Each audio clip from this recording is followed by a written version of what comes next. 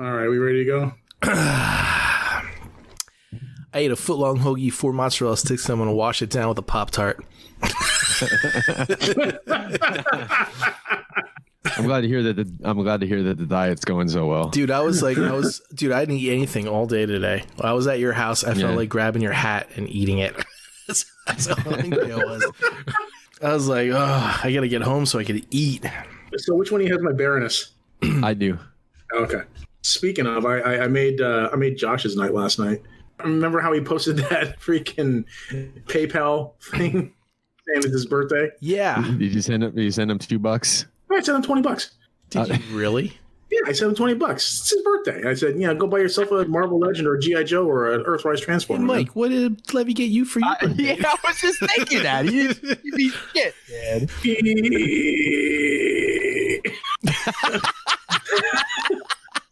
Blackout and shout! Ow! Welcome. You have now tuned in to the Blackout and Shout podcast with your host, Mike Kincaid. Can I tell you that Baby Yoda just annoys the shit out of me? That's because you haven't watched The Mandalorian. Oh, look at Baby Yoda, so huge. Levy Curry. Some people do all sorts of crazy stuff, like dinosaur romance novels. Those are really a thing. Taken by the T-Rex. A billionaire dinosaur forced me. Ravaged by the raptors. I wonder if there's audiobooks of them. And Jed Vargo. He was always like well known for wearing the Nazi outfit on. Captain Kangaroo? Captain Kangaroo. Didn't he have the... No. And he did not dress up as a Nazi either. So sit back. Mike, are you... Listen to me. Relax. Say, transform and roll out. And enjoy the show. He gave me fucking ghost pepper. Right? You almost made me shit my pants for my birthday. That's great. Welcome to episode 106, everybody. The Blackout and Shout Show. So, Levy, we see, I guess it's probably just like a mutual understanding with you and Mike, right? You just don't really want to give him anything for his birthday, and Mike doesn't give you anything for your birthday? Now?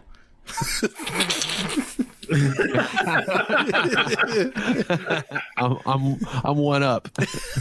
No, man, it's not bad. I couldn't get anything to get from Mike. It's like, anything he wants, he gets. And it's just, sometimes I get really good ideas like that freaking Sword of Omens, but then other times I just like totally blank. So I figure I'll make it up to him.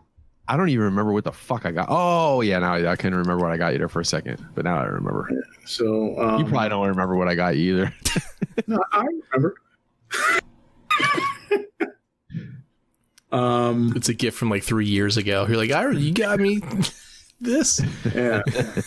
You got me that Store Collectibles Mortal Kombat Ninja. Yeah. No, I think I'll make it up to him at Christmas. I'm only fucking around. Maybe I'm not.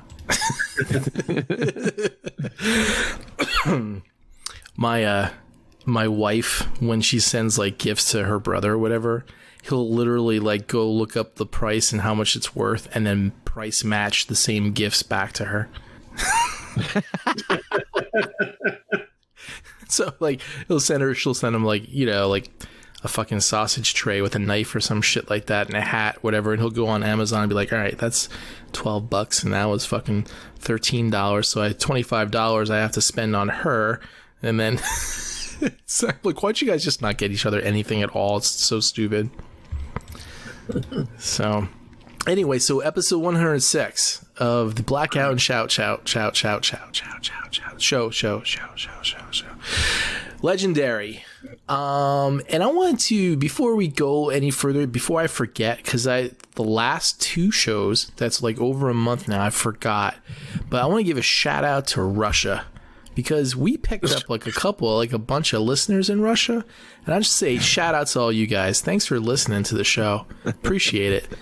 And I mean, I'm not like talking like 1 or 2. I'm talking like, 15, 20, people, listening, going back, listening to episodes and stuff. So, man, thanks a lot. Word. So, Go ahead, crack Any the jokes. Vladimirs in here? Yeah, I was waiting. I was waiting. I thought there was going to be a punchline, but you're being serious. No, I'm being serious. Yeah. Ah, word. Well, hi, Russia. Not like a election interference joke, or not like, in Mother Russia, we podcast you. It's good. Nothing like that at all. Honest to goodness, like steady listeners that we picked up from Russia. I don't know where you guys are at, but thank you. Appreciate it. In Siberia now. Yeah. So, wow, we just lost Tony. Thanks for listening, and it was fun while you were here. We just lost them to TKO. Yeah. Yeah. How about shout out to TKO for making a comeback from the dead, huh? Oh, yeah. Or is it like a sabbatical, right? They were just laying in wait. Waiting for the right moment to strike. Which I have no idea what that would be, but anyway. Is that fat cocksucker JC still on that show? I think so, yeah. He's not fat, though. He's still a cocksucker. Anyway. Speaking of the MKU. Moving right along. Levy, how you doing? Yeah. You got any hauls and shout-outs, man? Oh, well, actually, before we get to that, I just wanted to ask you, how did last week's or the last episode go? I was away. I was so with Jason Lowry. Two more shots. Jason Lowry. I have one question. The last thing he posted in the chat here says, BRB, cops knocking at my door. Yeah. Yeah, that was pretty funny. Were there really cops knocking at his door? Yeah. Yep. No, did somebody swat him? No, it was somebody. What was it? Well, maybe if you listen to the episode, Levy, maybe you'll be all. I didn't get all the way to the end of it. Jesus. He, I think the police were looking for somebody, and they were like kind of canvassing the area. Oh, they were looking for Barry White, and they showed up at Jason's house. Oh yeah, okay. You didn't even listen to the opening of the show. I did listen to the opening. Oh, okay. Because I was listening to the show. I just that was some pretty fucking funny, quick thinking on my part. That's all I gotta say. Do you remember the opening? Yeah. Actually, no, I don't remember. Me into the chauvinist right away. Well, yeah. I mean, you used to say it all the time on your posts on Facebook. All you have to do is search your wall for sandwich or vacuum, and you'll find these posts. It's not like I'm making the shit up. I'm just pulling it from your history, Anyway, where are we at? No, we were about to go to my halls, I guess. Oh yeah, let's start with your 45-minute haul and work from there. Hey, fuck you. Just repeating what Mike said. Uh-huh. Yeah. So, let's see here. I got good prep work, Levy. Well, I just fucking had it. Fucking bring the list up on the computer. Oh, I got G.I. Joe. I got G.I. Joe fucking Gung Ho, and Cobra Commander, and what the fuck else did I just get? I don't know. Fucking something. Good haul. Yeah. Oh, it was the that's right. It's the Ironhide fucking Prowl 2-pack from Amazon. That's it. Ooh, did yours come in a box or as the box? No, it didn't come in a shipper box. Oh, it did not. I keep forgetting to select that. Oh, if you want a shipper box, make sure you check this instead of like, we're gonna put it in a shipper box like everyone else that ships stuff on the planet. Mm-hmm. It's fucking. I don't understand that stupid bullshit. Is there like an extra charge for that? By the way, like if you pick. There better fucking not be. No, I was just curious because if there is, if like you should have the option, like to have a couple of bucks off if you don't need the box. I don't know. It's just stupid.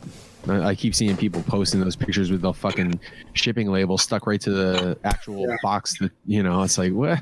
It's fucking dumb. I've had things that are like really, really big, like come as the box, but never like a action figure box or anything. And I never had to check. You would think fucking extra. You would think option. anything anything that was in like that could be in like the collecting world, would automatically go in the, like. Oh, holy shit! It finally actually connected with the Office Hero. Fuck you. I'm surprised there's no option to just select it that way. No, you can't. It does it automatically. Like, okay, first off, I can't select which one it connects to, and I can't select whether it's going to go on 2.4 gigahertz or 5 gigahertz. It just does it automatically. Like my computer can connect to 5 gigahertz, but it never does it. Sounds like you need some tech support, Levy. Either that or to educate yourself on the networking, router, computer stuff. No, I've looked this stuff up. You cannot choose to get it to go to 5 gigahertz. You can. You can, because I do. Are you using an Eero? No. Eero does not allow that. That's trash. So that's why I don't use it. So I use other stuff. I use Netgear. God damn it.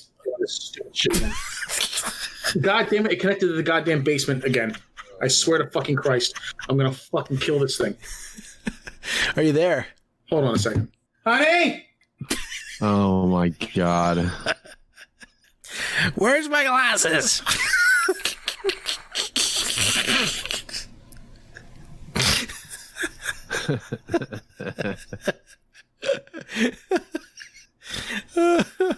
You seen my hemorrhoid pillow?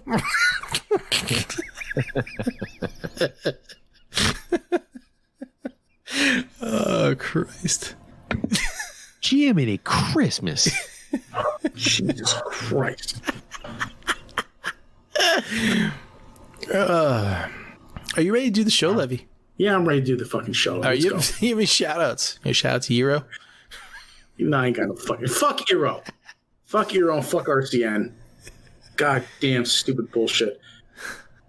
Oh, I'm so fucking mad right now. Mike, you have any hauls or shout-outs or plugs?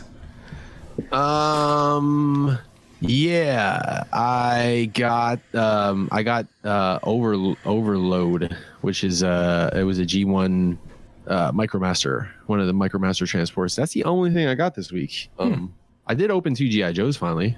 Ooh. Yeah. Oh wait, no, didn't you get the Wolverine, didn't you? I did get the Wolverine. Thank you. Thank you for reminding me of the Bumblebee tuna. of my new rabbit hole. Yeah. Bumblebee tuna. Yeah. Yeah, man. I like that Mafex. I got the Mafex Wolverine. And brother Kyle. So I'm a noob when it comes to that shit. So I hit up Levy the other night and was like, all right, I want to get the Cyclops and the Deadpool and possibly the Magneto. But so he informed me that the Cyclops was on sale. So I hit up brother Kyle and we both got in on that Cyclops. So that should be coming shortly too.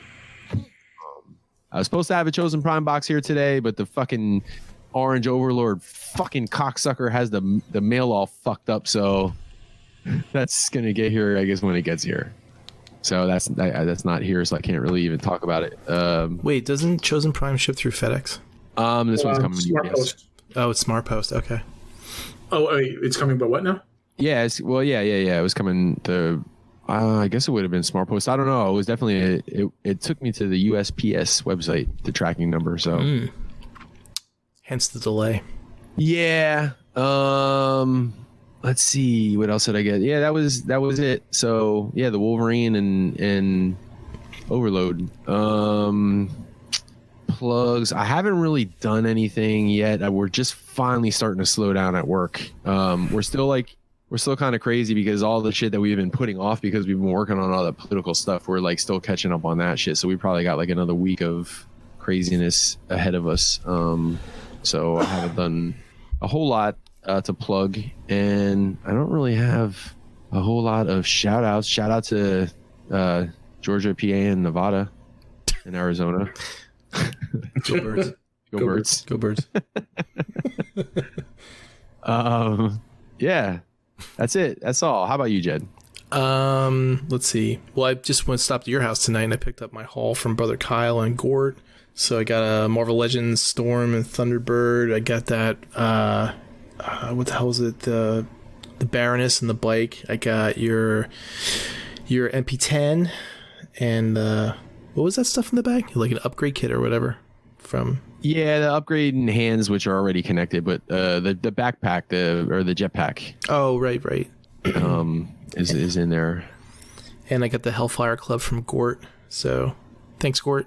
And I got Kingpin. I got a couple other Marvel Legends in the mail. I forget who it was, but they've been like coming in like sporadically. Got some G.I. Joes, like Levy said, like Cobra Commander and Gung Ho. Got some Red Ninjas.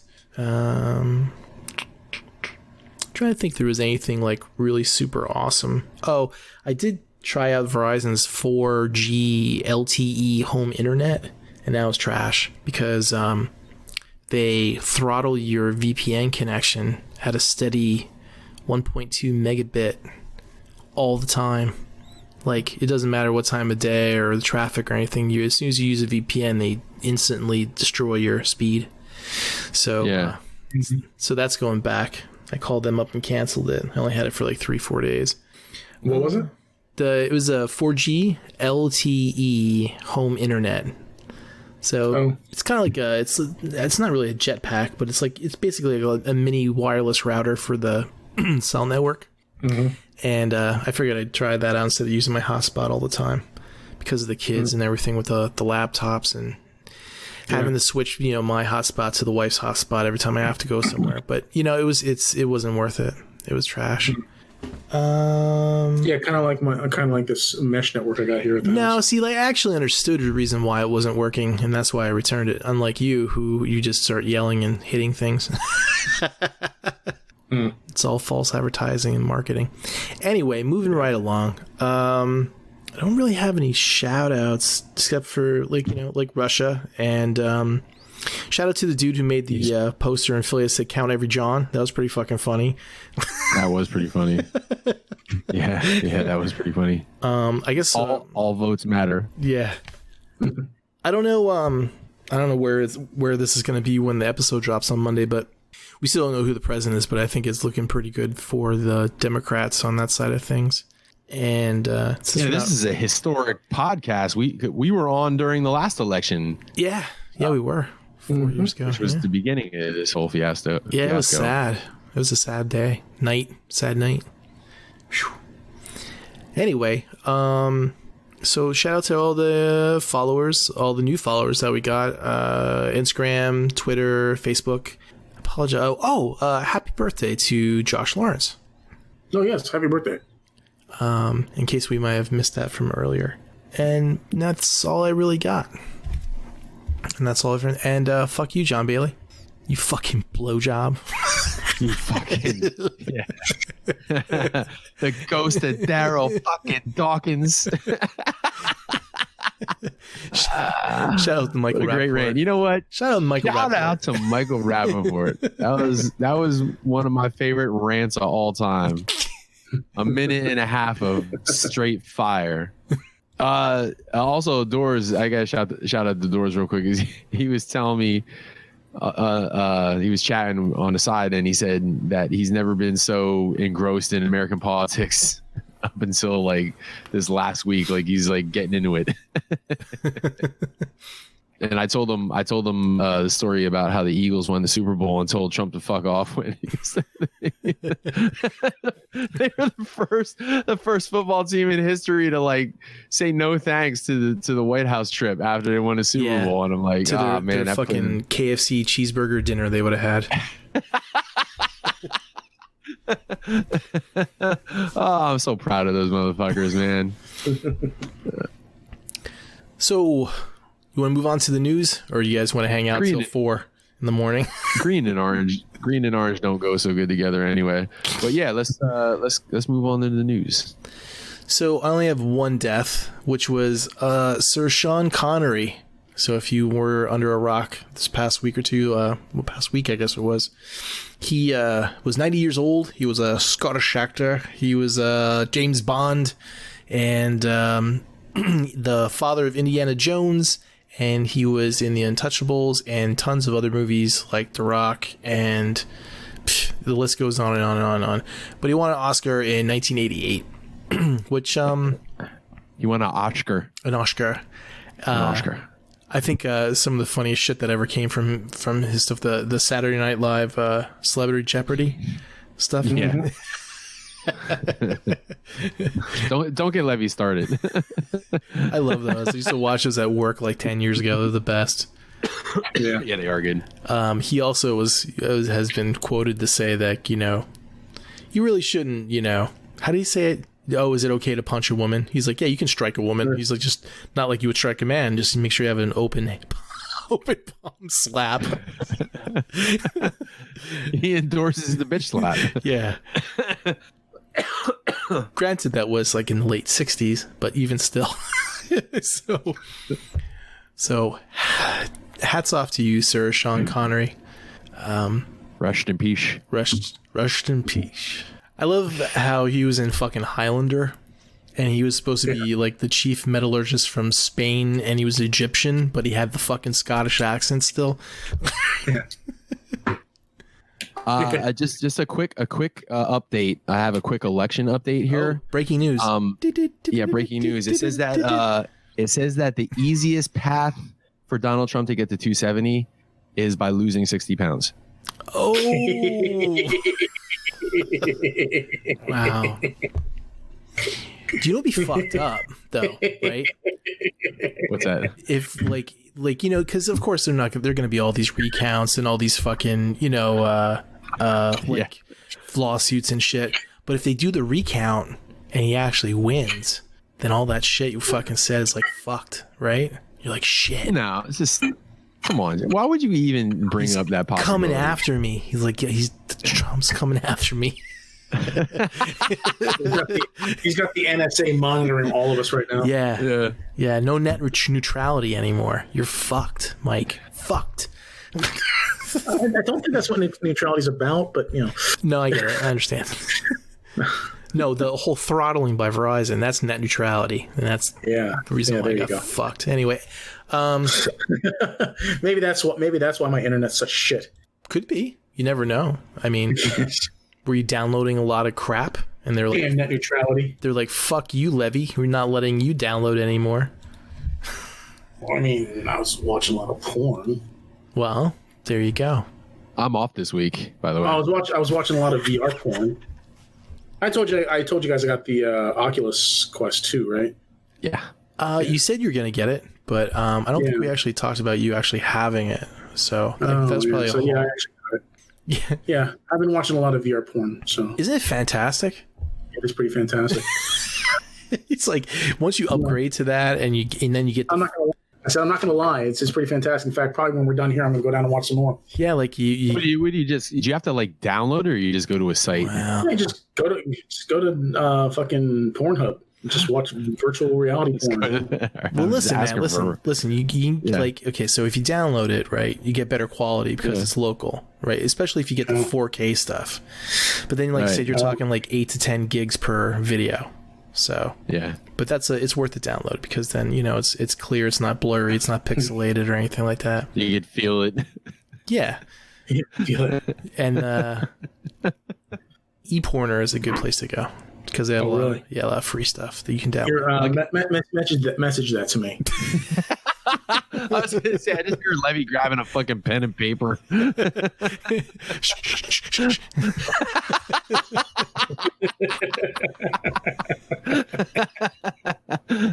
Oh man, I think I'm gonna eventually get a month from now. Levy's gonna be like, now I understand why you need 3 terabytes for just videos.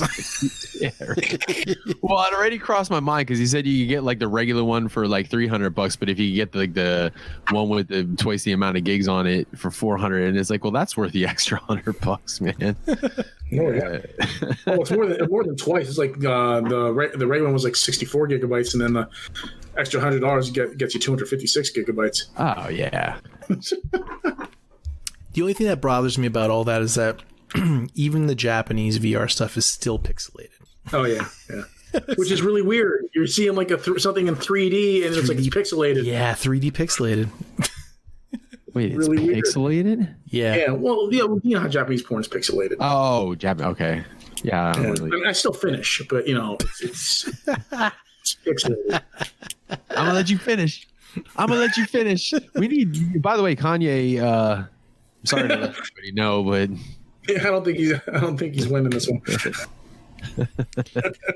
that'd be great if he busted into this whole thing like when during one of Trump's fucking press conferences. Hey Trump, I'm gonna let you finish. But Joe Biden is gonna be the greatest president of all time.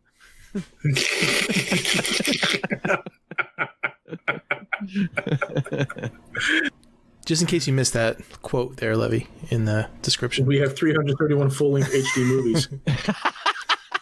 I don't need full length. I just need 5 minutes. Right. Yeah, right. Yeah.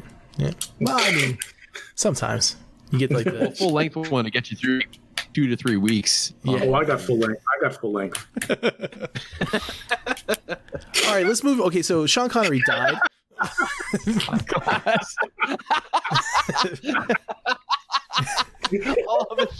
I don't even know how to fuck. Man, what a pothead show this is. Yeah, I know. Right? It's moving right along. Good segue from a man's death straight to porn. Yeah. What was it? Wait. From man's death to politics to beating women to porn. Great.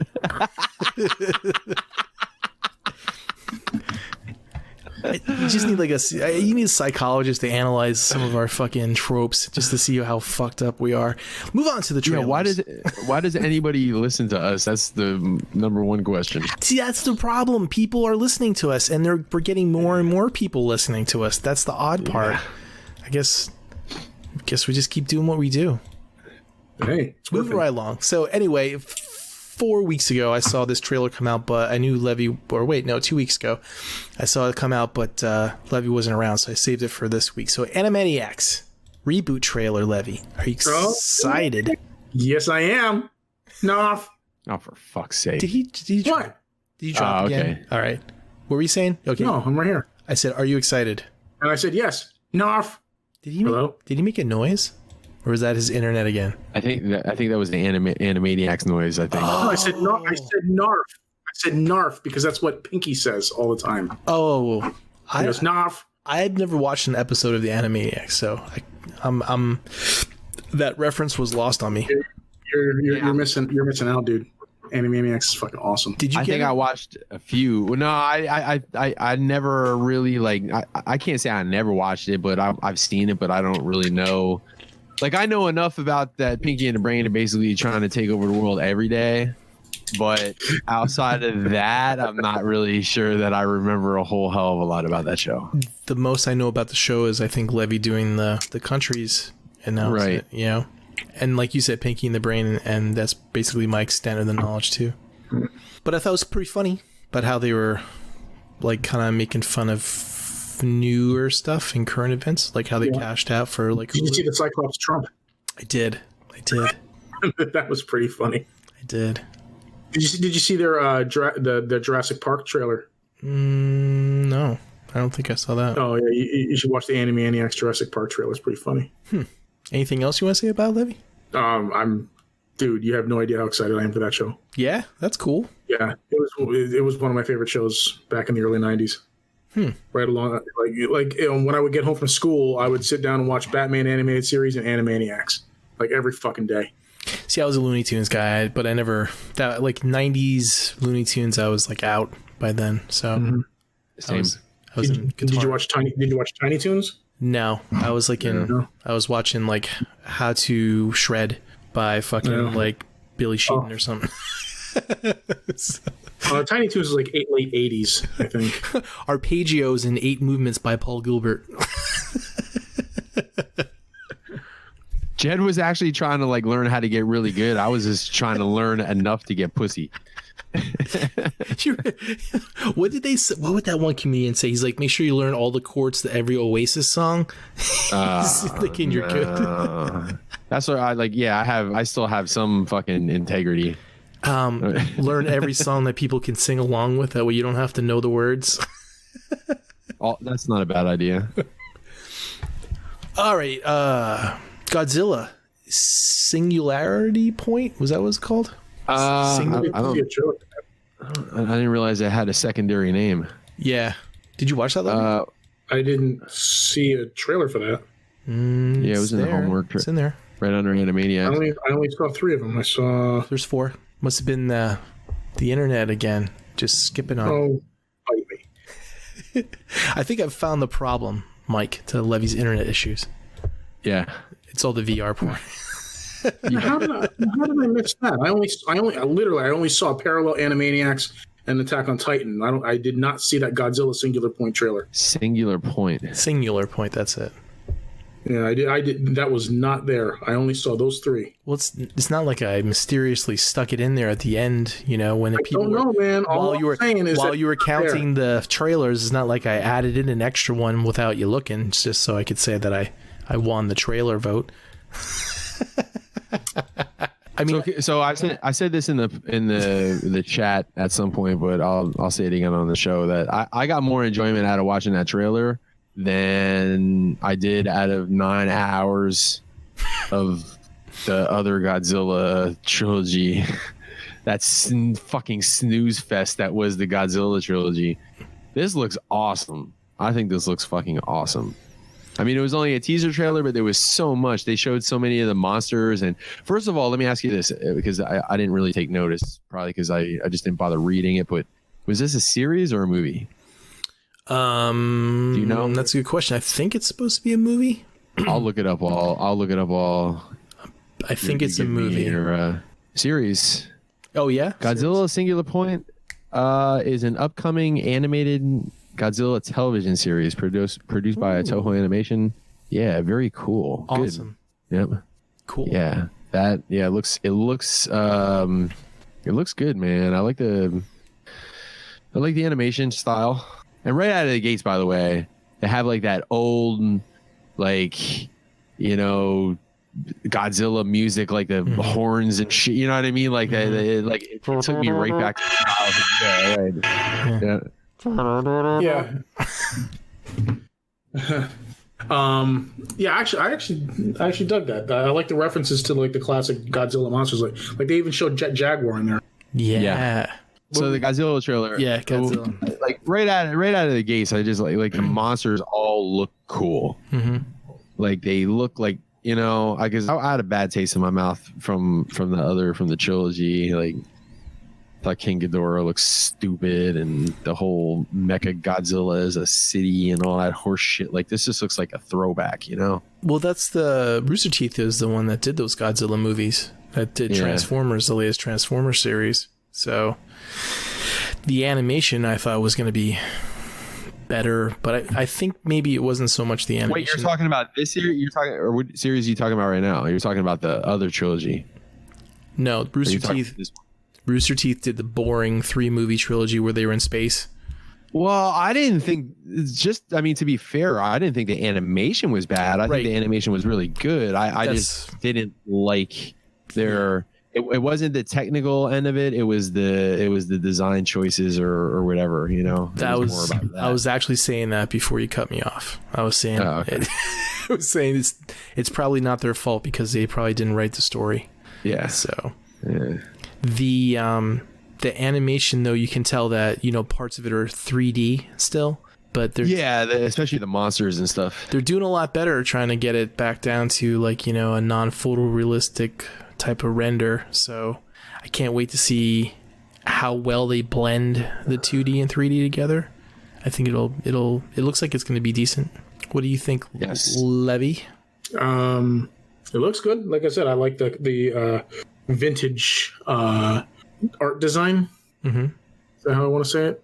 It looks like an animation of the old classic 60s and 70s Godzilla films. I didn't know even the art style, kind of like the way the people are drawn, reminds me of like 70s style anime. Really? Yeah. Interesting. I didn't know, or at least early 80s. I didn't know that Toho had a animation studio. Or maybe this is like the first thing from them, because I don't remember seeing anything else that was animated from them. But then again, I don't live in Japan either, so. Yeah. But Parallel. So this was interesting because I watched the trailer and the dude from Mr. Robot's in it. I think he plays like the lead character. But this was Rami Malek.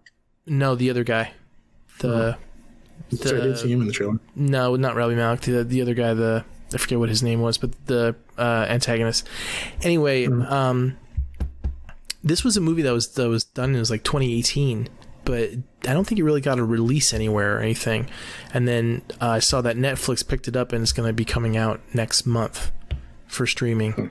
But it looks really interesting in the concept, which I mean, I've seen the concept done a couple other times, but it seems like they put the movie together really well. It seems like it's going to be a decent flick instead of just some shitty ass like COVID fucking movie that somebody fucking threw together real quick. What do you think? So I mean, like, I don't know. There wasn't a whole lot of. Is it like I get it, like a parallel universe type of thing, like almost like not butterfly effect, but butterfly effect ish. That's I guess time. So that was time on the same timeline, but this is like completely like alternate universe stuff, I guess. It's a parallel world that looks like they go into through the mirror, and that when they're over there for however much time, like only so many seconds pass over here. Yeah. So it seems like they basically steal everybody's ideas and then they cash in on it on this side. Right. It's like Lugal and Motley Lou from fucking what do you call it? Hot Tub Time Machine.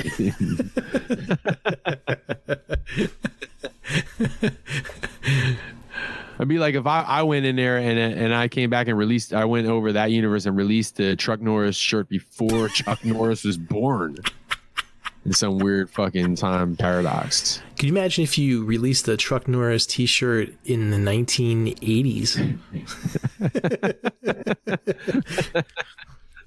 You'd be a multi-billionaire.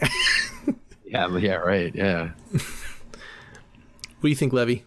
I always like parallel world stories and such. So I'm interested in this. I think it looks good. I'm curious to know exactly what it is they're doing. Like, are they going there and bringing technology back, or are they? It was weird in that regard. And plus, also like the difference in the passage of time. I'm interested to see what that's all about and whatnot. So yeah, because it looks like it's a smart movie. I like smart movies. And this trailer came out about a month ago. But Mike, since you and I caught up on all the episodes of Attack on Titan, I figured I'd throw this final season trailer in there, because I don't know if you saw it or not, because I did like a while ago, but we didn't really talk about it, I don't think. Yeah. So a couple things. So it looks like there's it was the one subtitle says something about trying to find who the new Armor Titan is going to be. Right. So that's interesting to me, because like Reiner's character is an interesting character to me.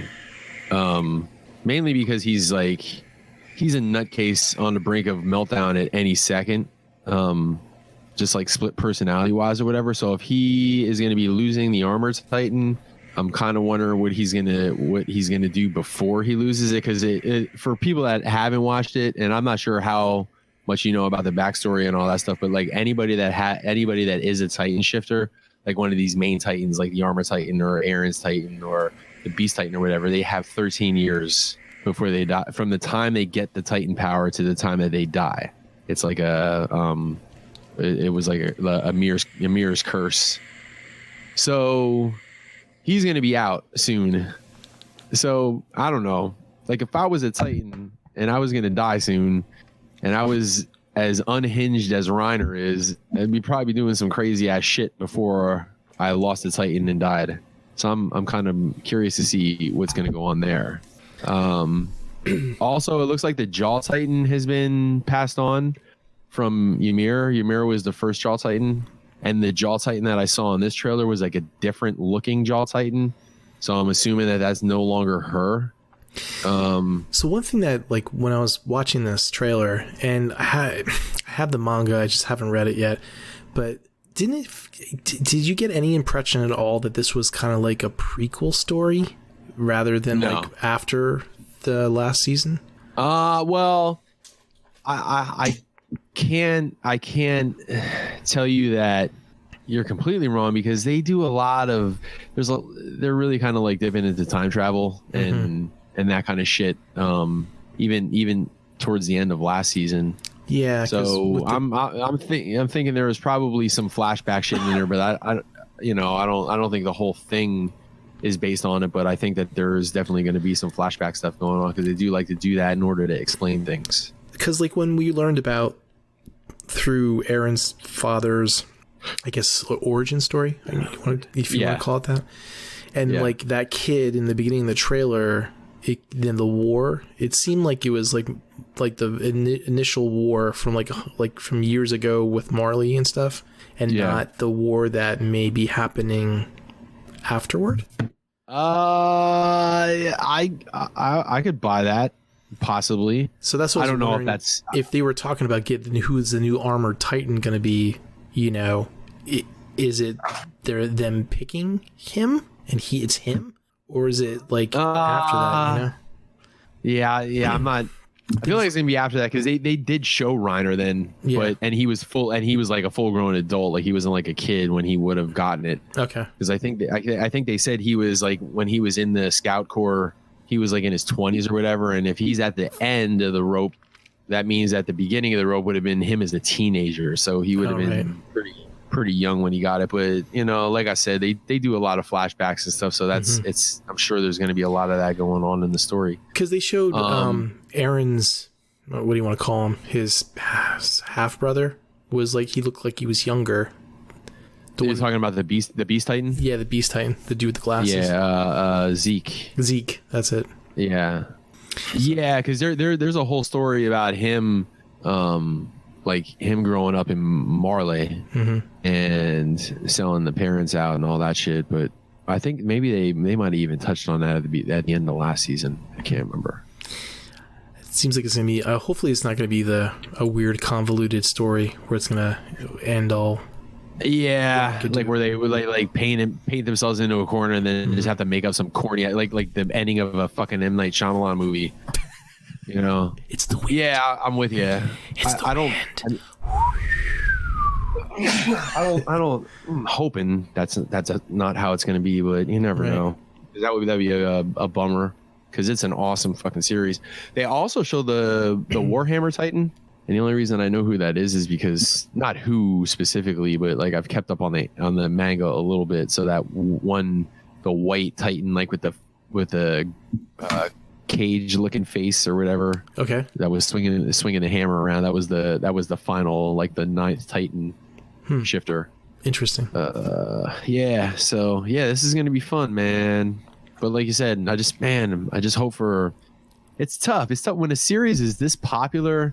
It's like it's tough to end on a note where everybody's going to be super psyched about the ending. You know what I mean? Like, yeah, like Game of Thrones or Lost. Game of Thrones. Yeah, right. Yeah. Like, let's not disappoint. Like, when you got a great series, let's end off on a fucking high note. I watched the whole first season of Keep Your Hands Off Izoken, which was a Japanese anime. It's like, I think it's 12 episodes. Is that what it was? Yeah. 12. It's fantastic, man. I love it. It's like one of those fun, like, and like funny and like really well done, like art type of anime, because it's about these 3 girls who are in like Japanese, like in Japan, in high school, right? But they're making their own anime. So it's an anime about characters making an anime, and it's really interesting, like how they do the art and stuff. It's so funny. It's what's it called again? It's Keep Your Hands Off. I don't know if I'm pronouncing it right. I think it's Izuken, and that's Japanese for film, because they're in a film club. They start their own film club. Because the anime club was already done, so they wanted to do their own anime. And like the one chick is like a clothing model or whatever, and her parents don't want her to do anime, but she's like like an artist. And like the other girl is like like the background conceptual type of like anime artist. And then the third girl, I forget what her name is, she's like the business sense, like how to make all the money off of everything. And there's like a lot of funny parts in it. I like it. You should check it out. It's cool. I also got God of High School season 1. I haven't watched like a lot of that yet, but it's like a newer anime. It's kind of cool with the karate, not karate, with the like the martial art fighting that they do in it. That was really well done too. And I started watching that Netflix series. What's it called? Something like God is Zeus or something. I saw. So we started watching that too. The blood of Hercules, or the blood of Zeus. That's it. The blood of Zeus. Yeah. Yeah, that and that's not really anime-ish. Like I thought it was gonna be. It's more American animation style, but yeah, it's fucking cool, man. We're like a couple episodes in. Yeah, me too. Do you think that's like kind of more like DC animation type? Yeah, I got that feeling out of it a little bit. Yeah, I started. I think I watched 2 episodes of it, and that's as far as I got. Yeah, same here. Like I think we started the 3rd one, but we fell asleep. That's one of those ones we watched as we're going to bed. So we're like 2 and change in. So next time we go back, and we'll probably start with episode 3. But it's been cool so far. How about you, Levin? You been catching up on any anime or cartoons? No, not lately. I've been watching. I watched the whole series of one that I can recommend. It was Phil Stanek hit me up, and we were bullshit from time to time. And he said that he was watching. It's called Parasite, and it's on. I think it's on Netflix. But it's an anime called Parasite, and it's like I saw a clip from that.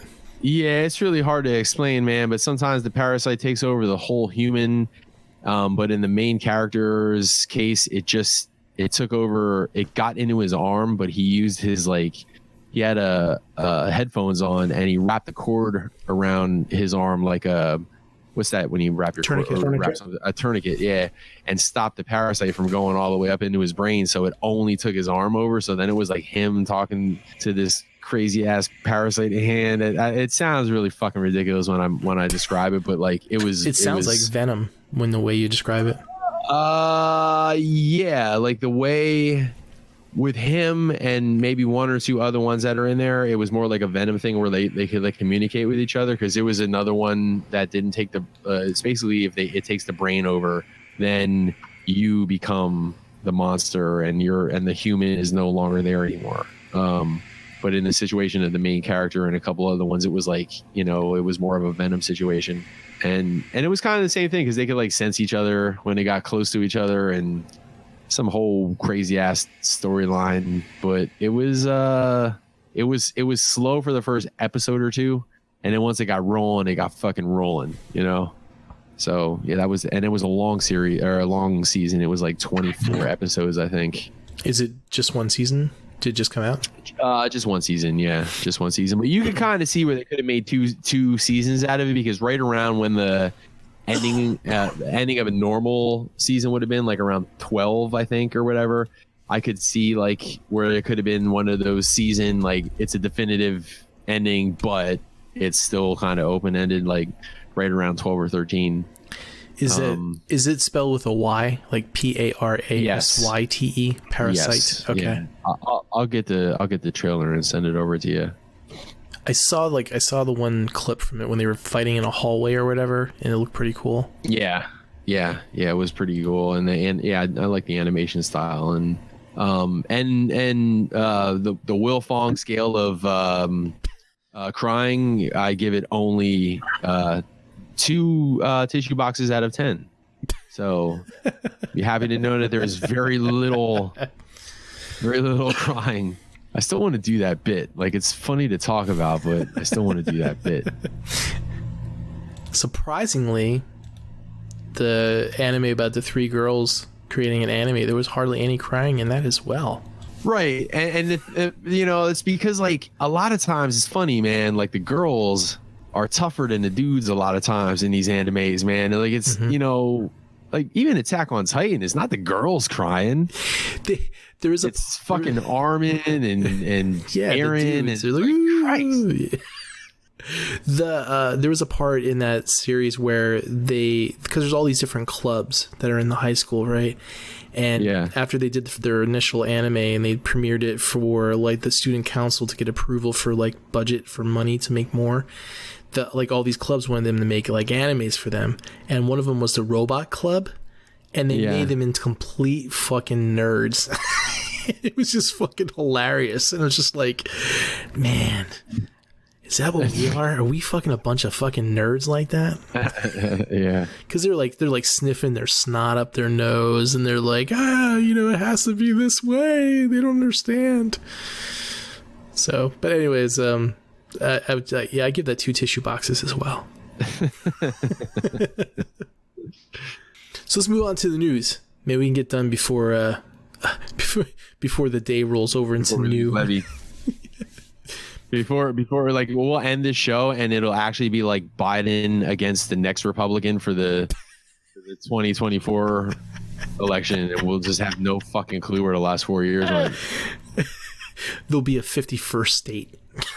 I'll have like a step grandkid.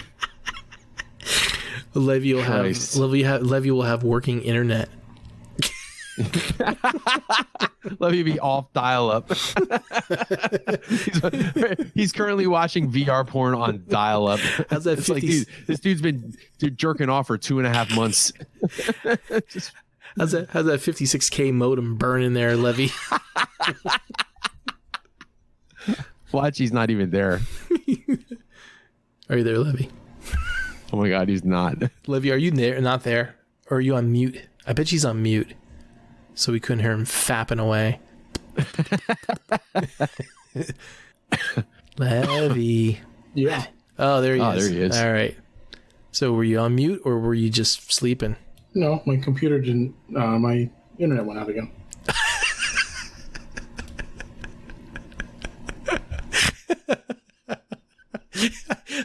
Mike, I thought of something really funny. We should like replace Levy's face with like the Internet Explorer icon and just put him into all those memes. Those are always the best. I saw Nevada with the Internet Explorer logo over it. Yeah, of course you saw that one coming.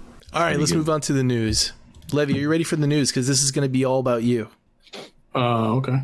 Sony confirms that no stores will have PlayStation 5 consoles available to purchase on launch day.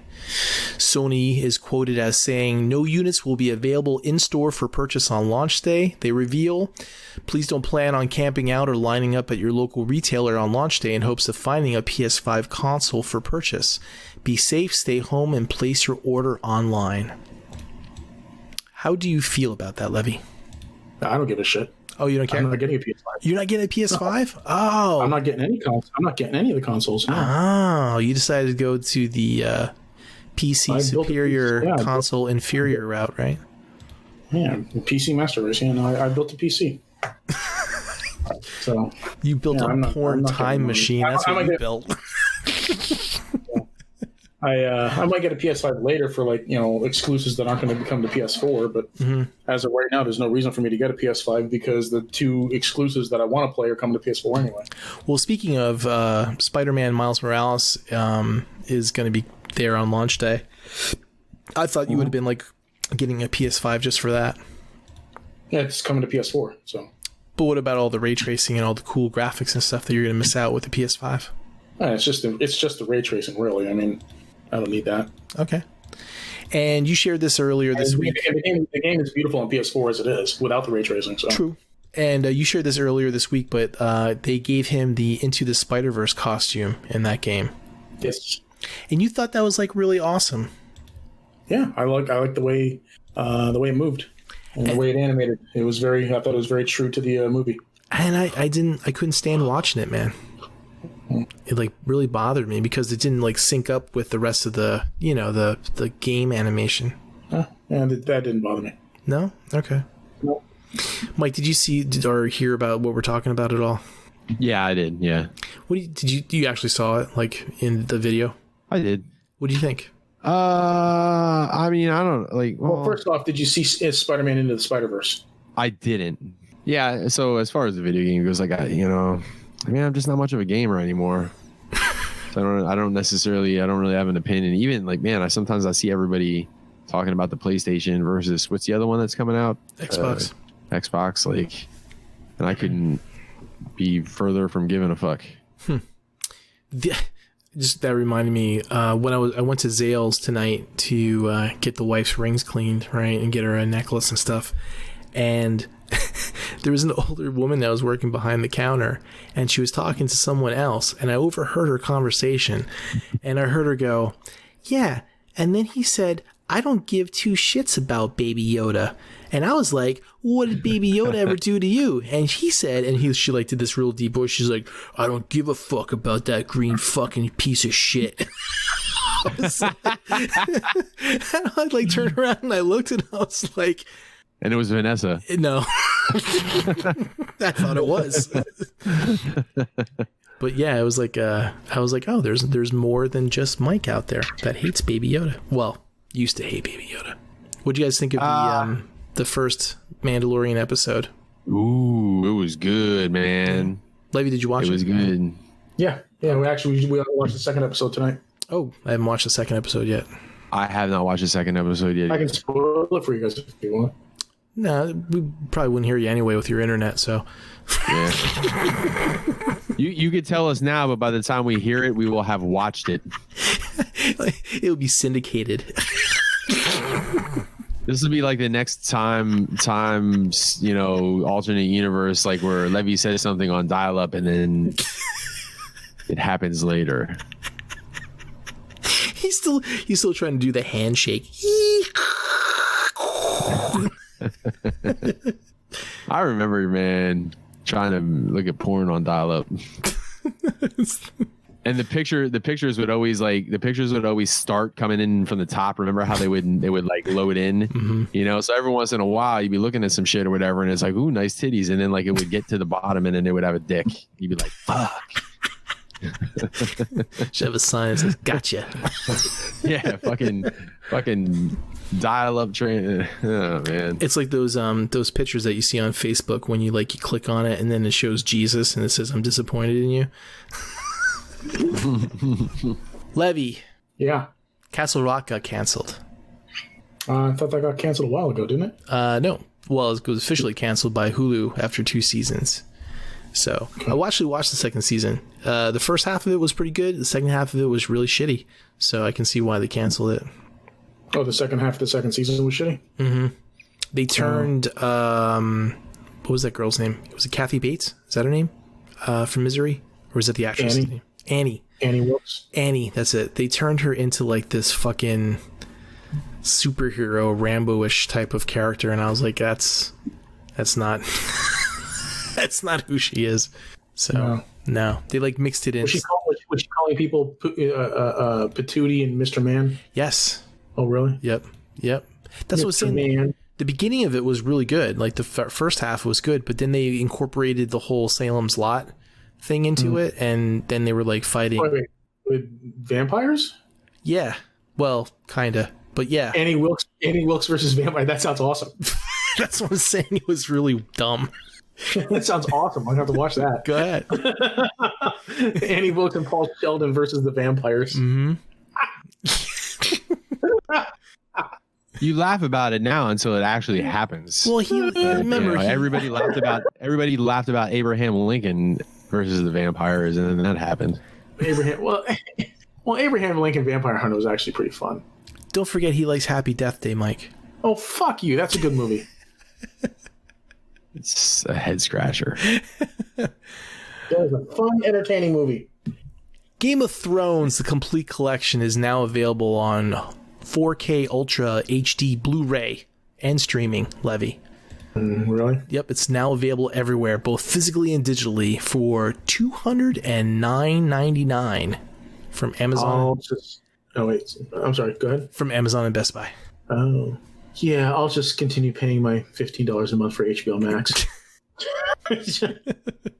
I have no especially for a digital version. I'm not paying $200 for a digital version. I think they said the Steelbook is like $240 or something like that. So. Wow. Well, could ask. April probably ask for it for Christmas. No, probably not, because again, she has it on HBO Max, and she hasn't been able to bring herself to watch that show since it ended. Oh yeah, yeah, like she would like be able to sit down and just like watch that show over and over again, right? But then when that last season came out, and just after that, she was like, "I'm done with it." Just a buzzkill. So I'm like, okay, I guess the last season kind of killed the show for you. Huh? So now she's watching Desperate Housewives again.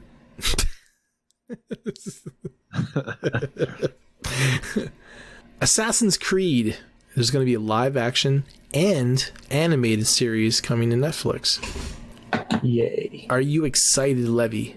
No. Wait, say it again. What's coming to Netflix? Assassin's Creed live action series and animated series.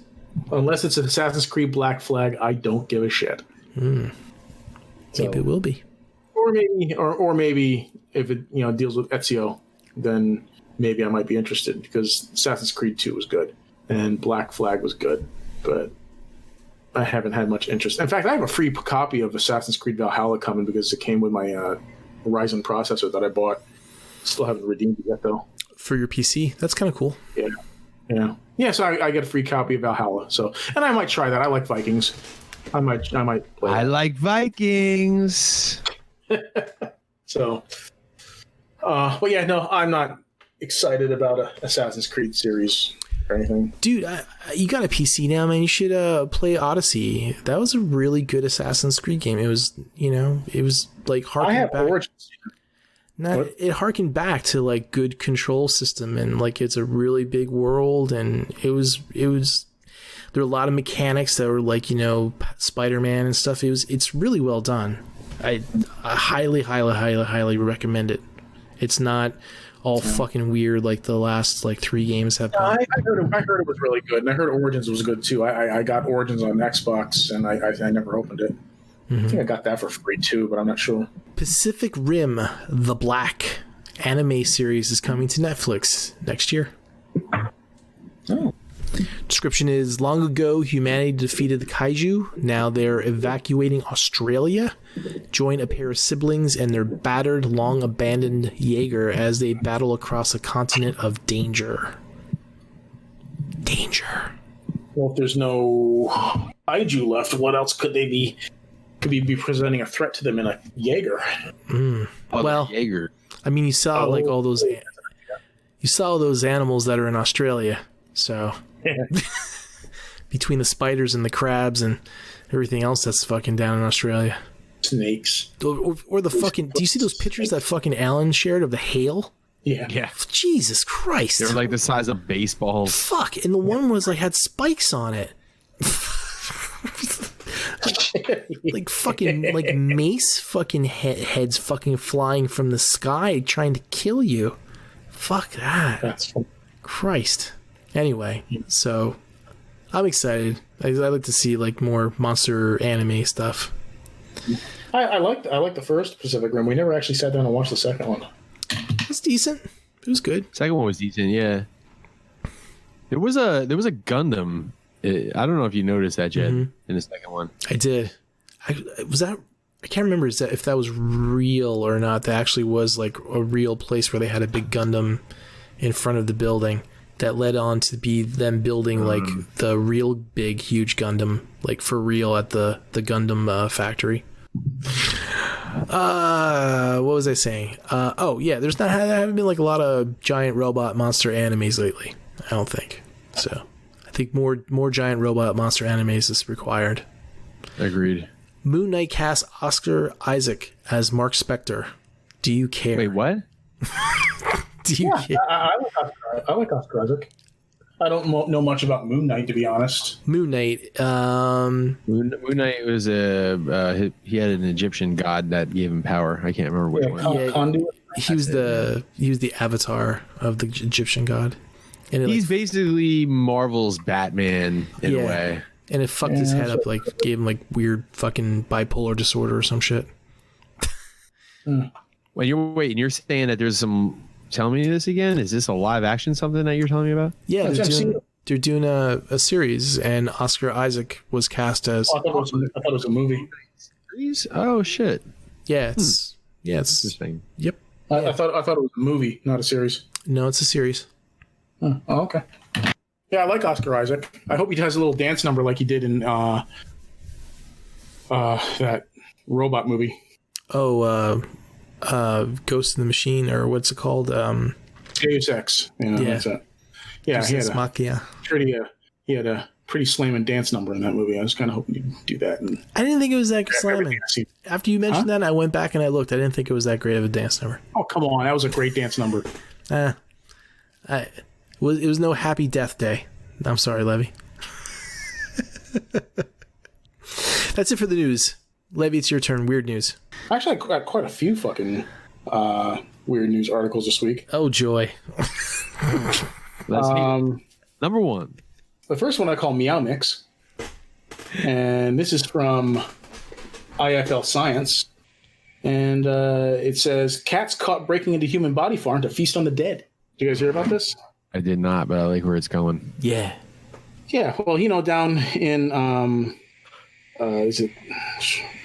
God damn these ads. Was it an ad for faster internet?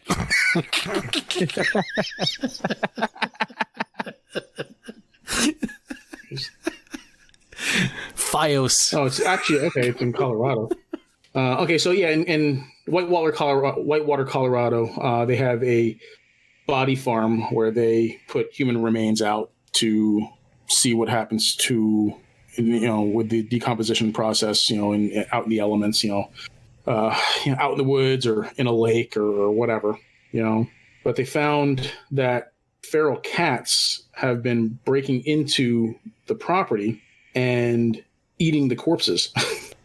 So, and what was really weird is that they're saying that they're actually choosing the same corpse over and over again. Like a particular cat will find a corpse and stick with that one, ignoring all others, even ones that are closer to where it came in at or whatever. It'll ignore all that and just go right to the corpse that it chose and just continue to eat that, night after night. Cats are loyal, man. Do they put the corpse inside like a crystal glass so they can eat from it like Friskies or whatever? No. But they say the first cat made its way onto the farm and began to eat the body of a 79-year-old woman, focusing its attention on soft tissue and layers of fat. The body was then placed under a cage for a week for an unrelated research project, during which time the cat couldn't access it. When the cage was taken off, the same cat returned to the same woman almost every night over the course of 35 days to eat. Again, it focused on soft tissue, eating part of the breast area and exposing the bone in her upper left arm. Aha. I always thought that I remember hearing somewhere that the animals always go for the face because that's where like the loose fleshy stuff is, like the cheeks and the nose. And I heard that too, but no, this one has a taste for tit. Cat after my own heart. Great. A second cat focused its attention on a 70-year-old man returning for 10 out of 16 nights, then leaving the body alone for a month before returning to consume more of the donor for another 2 consecutive nights. Ugh. So at what point did they decide that they weren't going to let the cat fucking eat the bodies anymore? Or was this all part of the scientific experiment? Well, I don't know. It doesn't say anything where they stopped the cats from doing it because, honestly, that's part of the decomposition process, scavengers. So they probably let it happen. Yeah, but they say both cats showed a preference for bodies in relatively early decomposition. Scavenging began when the body showed early signs of decomposition and ended at the onset of moist decomposition. Okay, great. So that's pretty gross. Yeah, number 2. I call this one semi-permanent state of flatulence. This is also from IFL Science. And robot spy gorilla records wild gorillas farting and singing for the first time. It starts out by saying the enigmatic world of mountain gorillas, flatulence, vocal highs, and all, has been revealed through the use of groundbreaking, lifelike animatronics embedded in the wild to record the daily life of gorillas. So apparently they made this robot gorilla. They stuck it in the woods, and the real gorillas were none the wiser. And so they were singing and farting around it. And apparently they say because of what these mountain gorillas eat, they are in a constant state of flatulating. Could you imagine that? Just always farting. Yeah, actually I can. Shout out to my wife.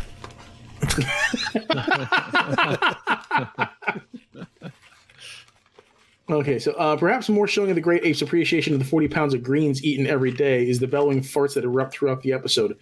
All right, so the third one is Cow Eats Snake, and this comes from Ozzyman.com. We've all heard of Ozzyman, right? Mm-hmm. Yeah. So yeah, cow caught casually eating snake in outback Australia because why not?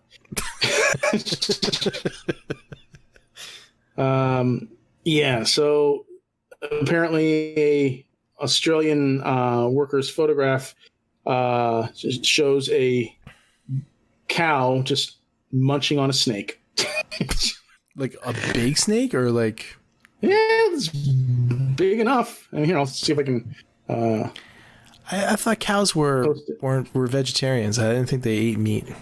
No, there have been like vegetarian hoofed mammals that have been known to eat other things. Like there's like on one island I saw like a species of deer eating birds. Like they would stomp on them and then eat them. That's scary. Yeah, I've heard that's like the Train to Busan. Yeah, there you go. There's a picture of the cow eating a snake. Man eating cow.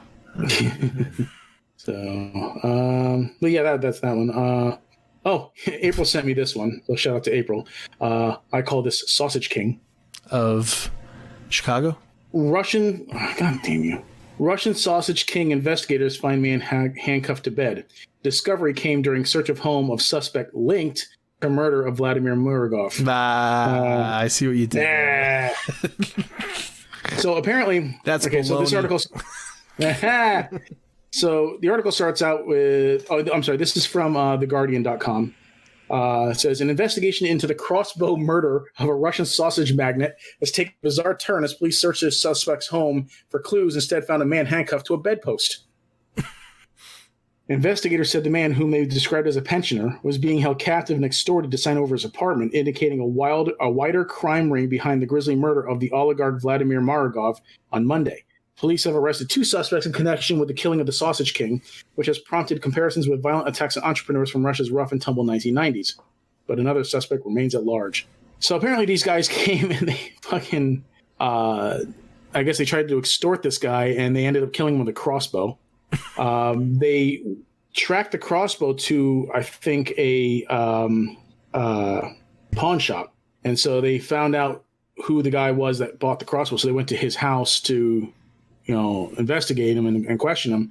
And that's when they found the guy tied up in his house. So interesting. Yeah, it's a little weird. So apparently what happened was the Sausage King, him and his wife or girlfriend, his partner, they were in a sauna at his estate near Moscow when 2 masked attackers broke in, bound the pair with rope, and demanded money. His partner, Sabina Gazieva, managed to escape through a window and summon police. But by the time they arrived at the house, Maragov had been shot and dead with a crossbow, and the killers had fled. So that's fucked up. Yeah. They found the car outside of a nearby village, and inside the police found masks, the crossbow, and several bolts. But why a crossbow? I don't know. It's Russia. I don't know. All right. Weird case. Hence the weird news. Yeah. Here. Catfished by Aquaman. This comes from iHeartRadio. Scammer claims to be Jason Momoa, convinces Texas woman to send him money.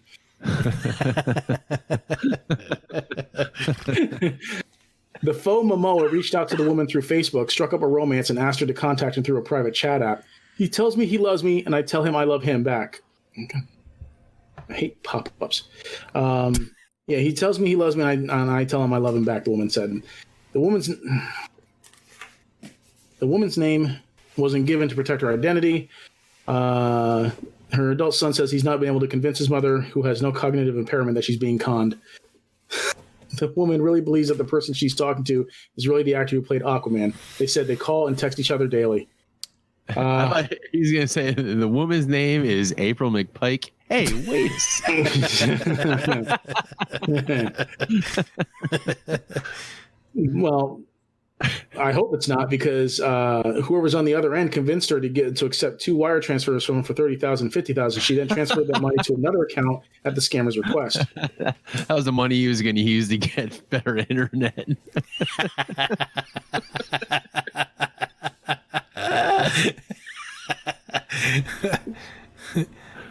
And that's kids. That's what we call a callback. A similar celebrity catfish scam happened to another Texas woman who said she was in love with Brad Pitt. And the last one, some fava beans and a nice Chianti. Some fava beans with the fucking wacky little juices on them. This is coming also out of my ass sideways. This is also from IFL Science. Artists live-streamed cannibalism performance where 2 people were fed their own flesh. Latvian artist Arthur Berzinch had cooked up some controversy after live streaming a cannibalistic performance where 2 people have their own flesh sliced off with a scalpel, sizzled in a pan, and then fed to them. Kind of what happened at the end of Hannibal, if you recall. Wait, that was his brain. Well, yeah, it's part of him. He says this performance is a metaphor of consumer society that consumes itself. No pun intended. Even now in postmodernism, we still don't have the over idea that brings us any meaning or justification of our existence. Now, according to IFL Science, they say human flesh is said to taste like a mix of pork and veal. Convicted murderer and cannibal Armin Muse reportedly said the flesh tastes like pork, a little bit more bitter, stronger. It tastes quite good. This is because the human muscle tissue is made up of many similar proteins and fats as these large mammals. Is that true, Levy? I wouldn't know. Oh, I thought you did.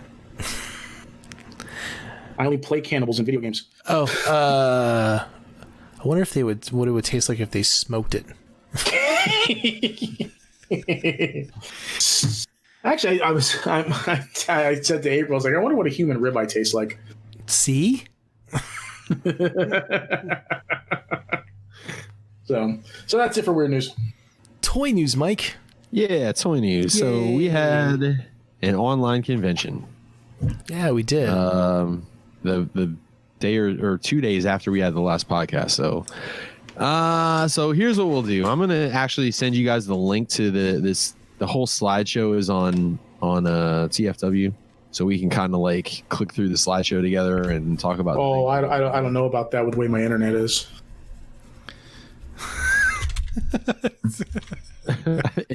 You had me for a second. You get that link? Yes. Can you open the link? Yes.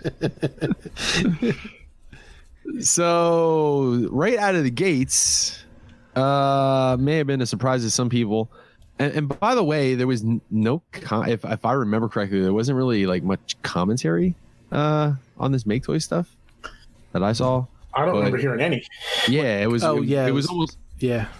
It was weird, almost like I didn't know if it was supposed to be there or not. But then I saw the pre-order for ASSASIN'S pop up on TF Source the following day. So, which brings us to our first slide, which is ASSASIN'S. So it's their Starscream mold done as ASSASIN'S, and I don't know. Does anybody give a shit besides me? No. Well, I care. Oh, do you? I do. Do you really?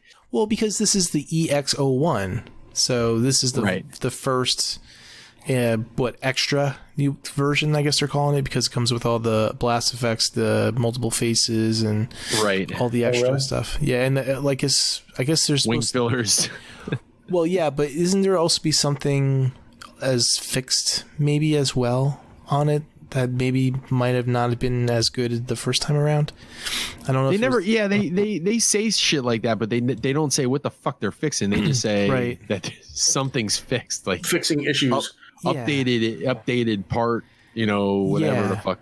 They don't really tell you. Yeah, like they alluded to like they were fixing stuff, but they didn't really say specifically what it was they were fixing. I don't know if there was anything really wrong with that mold. I mean, I know there was shit wrong with the Sunstorm, because I know a lot of people got crappy Sunstorms or whatever, but I don't know when it was Starscream and the original jets. I'm not sure what was wrong with it, if there was.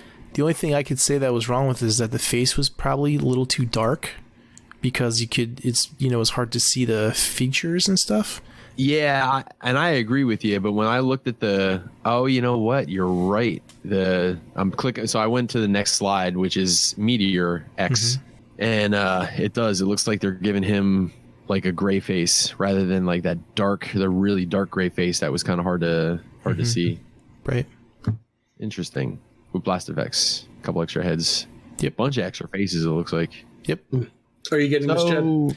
I actually did. I ordered it. Just in case. The Meteor or the Acid Storm? Meteor. I don't care about Acid Storm. I ordered. Didn't you already have Meteor? I do. Okay. But we'll see what's different with it, and if there's nothing that great or big of a difference, then maybe I'll just get rid of it or sell it to Kyle. No, you'll easily be able to sell it, I'm sure. Yeah, I'll sell it to Kyle or something because he's not getting it. So, yeah. See, okay, here. Let me give you let me ask you before we go any further. Do you think the reason why they did this is because the MP coming out? Because what would be the reason for doing that? Well, they could say, here, look, we're going to give you all these extra pieces. It's still cheaper than the official MP, and people didn't get it the first time around. Now have a chance to. Yeah, the price is. What is the price? Do you remember off the top of your head? $150. $150. Yeah, which is major. If you're talking about 275 for the MP, you sounded like you about to say something. 210 Japan. Yeah, or 212 or whatever. I was going to say maybe they're doing this to reinstill faith in people that they're going to release the last two Coneheads. Well, that's on the next slide. Yeah. Can I tell you that I'm looking at these and I still think these are better looking than the new MP. I agree. Oh, I think so. I agree. At least in robot mode. Yeah. But and without actually holding them in hand, because I can't speak to the new MP obviously because nobody's actually handled one yet. But just based on looks, man, I don't know. I always felt like Make Toys really did a cool anime type of look. It's very, very slightly stylized, not I mean it's definitely G1 and it's definitely I guess quote unquote cartoon accurate, but I just I don't know, man, the really hyper cartoon accuracy with the weird ass proportions and all that shit, man, is really kind of starting to turn me off. And I think this thing, I don't know, man, I think this thing looks better. I agree. I'm more into the opaque canopy too instead of the clear glass. Yeah, I'm with you. I mean, it's not a make or break for me, but I'm with you where I prefer that. But anyway, to speak on what Levy was just saying, the Coneheads. So, and they actually give an updated release schedule. So we got Acid Storm and Meteor both coming in January, and then Jetstream, which is Ramjet, I guess, and Booster, which is Thrust. So Ramjet in February and Thrust in March. I'll tell you what, all I want out of this company before they go away, if they go away, when they go away, I want these two effing Coneheads and give us those two last headmasters, please.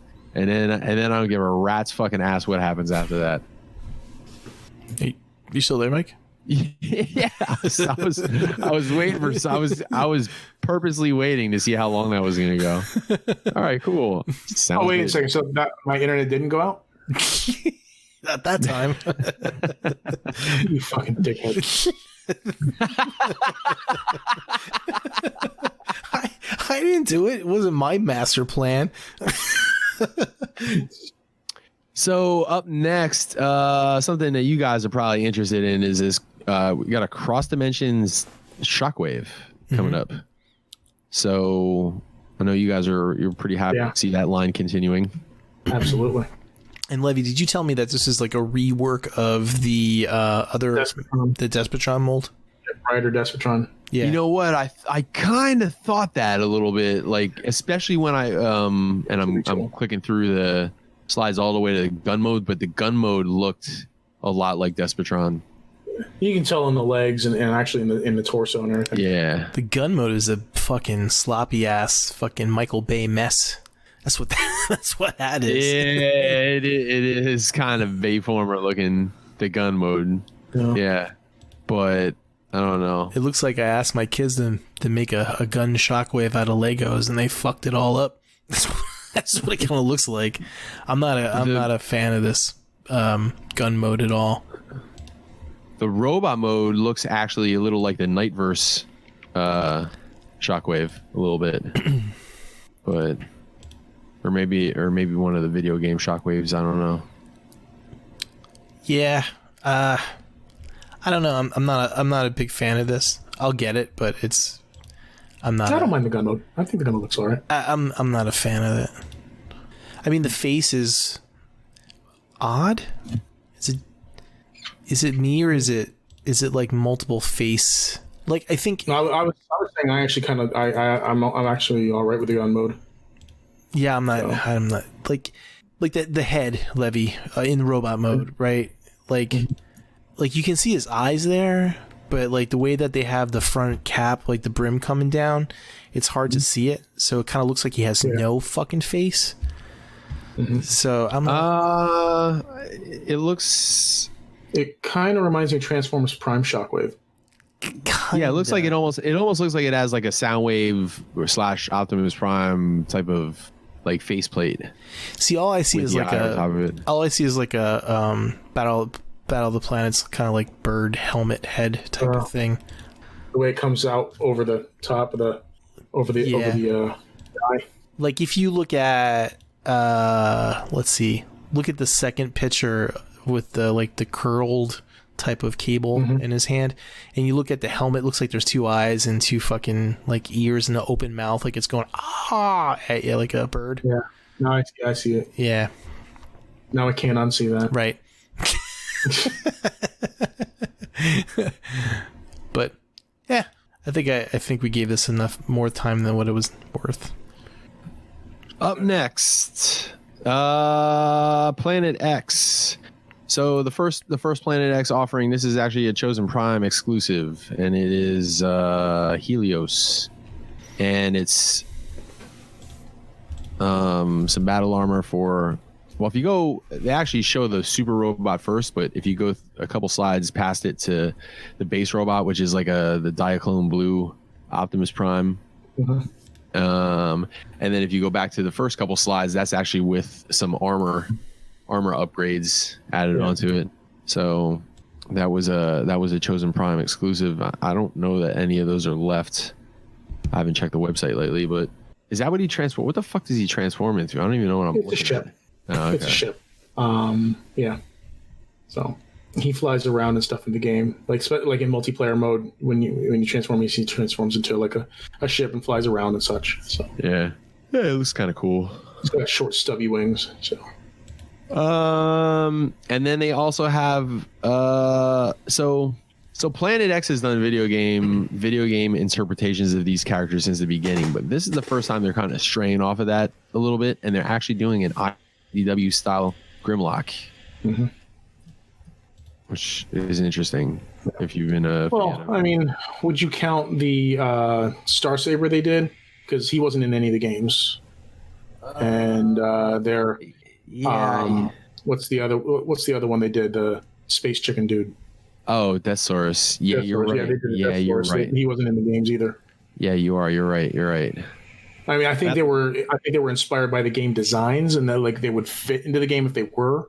Yeah, that's what I'd have to go back and look at, because Star Saber and Deathsaurus were both in IDW, but I'd have to go back and actually like look at it to see if they were trying to match the IDW design, or if they were doing, like you said, trying to do like a video game inspired design of those two guys. But yeah, I don't know what their IDW versions look like. So this is definitely IDW, and he's cool looking, but I don't know if the world was necessarily pining for another Grimlock. And this is their second Grimlock they've done. Yeah. They're doing. Yeah. So their first Grimlock, I really love that figure. I think he's awesome. Yeah, it was cool. So the Planet X Dinobots are my stand-in for cross-dimension Dinobots. So yeah. The Planet X video game stuff like Shockwave and stuff, those aren't MP size, right? They're smaller, right? Yeah, they're like large chug. And is this Grimlock in the same scale, or is it going to be like MP scale? I believe so. They haven't done anything MP even the aforementioned Star Saber and Death Stars were still kind of like a large chug scale. Yeah, Gotcha. kind of like in scale with like the MMC stuff and right. Yep. So we'll. I mean, I can't speak on that for sure, but I guess we'll find out. So up next, Zeta. So Zeta is doing a Legend scale Superion, and two interesting things about this stood out to me. Number one is that it's still under the Zeta banner, where the Raiden has gone to Moon Studios, I think, but it was the Zeta Raiden. So I don't know why one thing would have to shift over to another name, but this one stayed under Zeta. I'm not exactly sure why. Any ideas? No, I got nothing. You got me. Maybe because they're Legends. I have no idea. Yeah, it's confusing. And Trademark law here is not about size. The other thing I found interesting about it is if you like click through the pictures of these aerial bots, they're not necessarily like their MP ones that they came out with, like shrunken down. When I look at them, like they're definitely different. Yeah, I found that kind of interesting because like Magic Square, to me, when I see the MP Optimus Prime versus their like Legends Optimus Prime, they basically look like the same toy, and they look like they transform the same way basically, and they just look like two different size versions of each other. But this is a little different than maybe because of the way that they're going to combine, because it's a smaller combiner. They had to design it and engineer it differently than an MP, so that you could be able to change that, because basically combiners are all triple changers if you think about it, and to make a mini triple changer that fits together well, it might have to be completely different engineering. Yeah. All right, let's move on. So we got a new company called Kidman. What's the first thing that popped in your head when you saw that, Levy? Shooting Star Press. Yeah, same.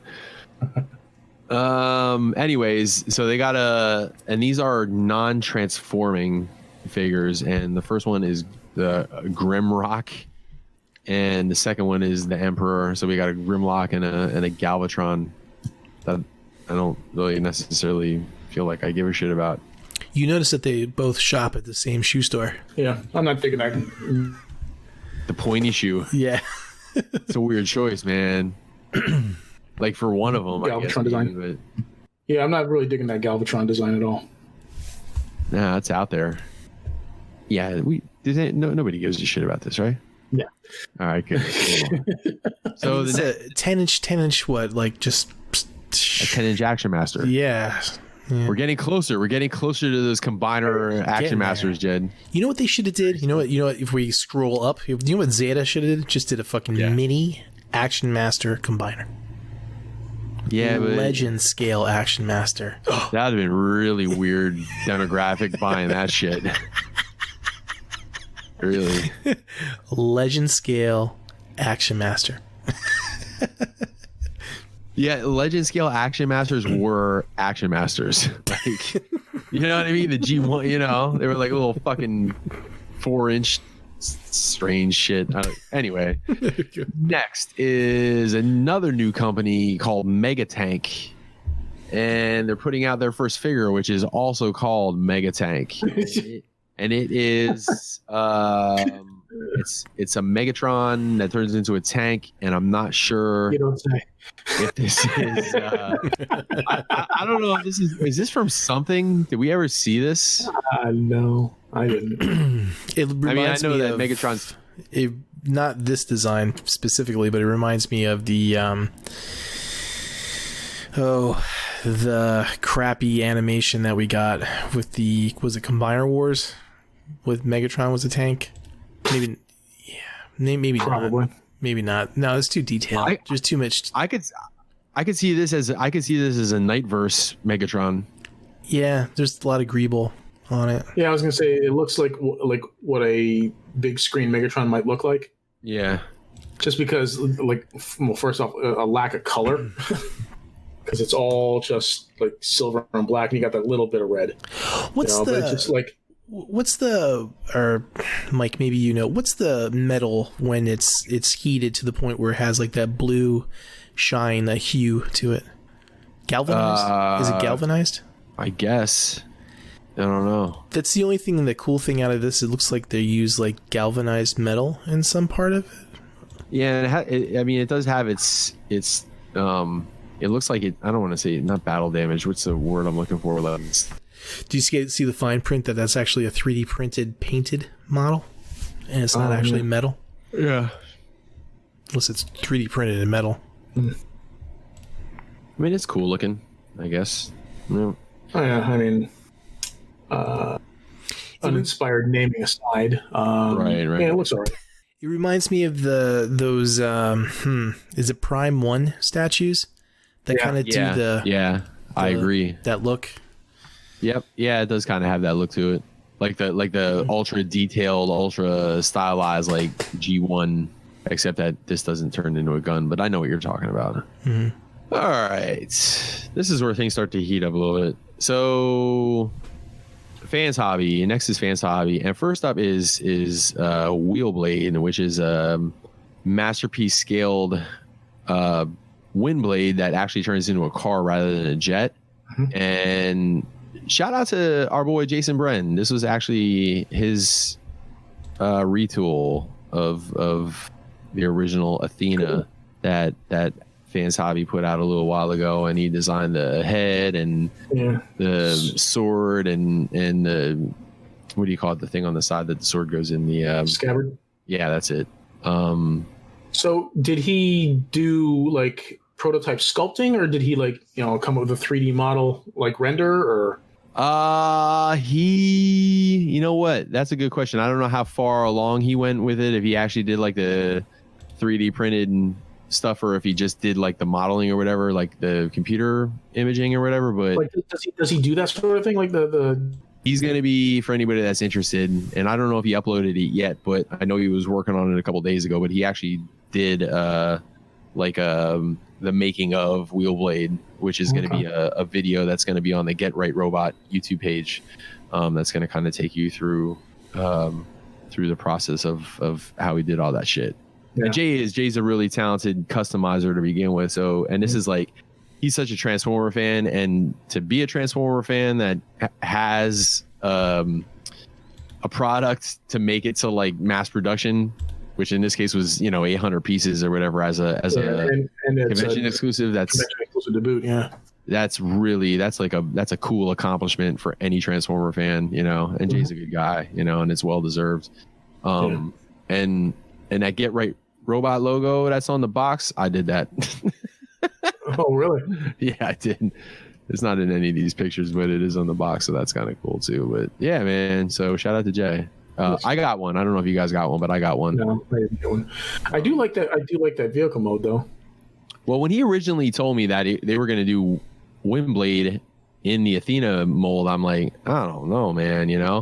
And then I saw it. I'm like, you know what? It fucking works. Like, it's just a lot of times it's just about like the head, obviously, but like a lot of times it's color scheme. You know what I mean? It doesn't. It's and like he said, I think there was it was getting a little bit of hate online, like, oh, it's Windblade, but she's a car. Like, why is she a car? And Jay was like, well, we've accepted Optimus Prime as a fire truck, a fucking monkey, whatever he was. He was a pickup truck and alternators. Like, he was all these different things. So it's like, it's a convention exclusive. Would you have preferred to be an actual Windblade figure that has not been done in masterpiece scale yet, and only be limited day pieces? Is that what you would rather have preferred?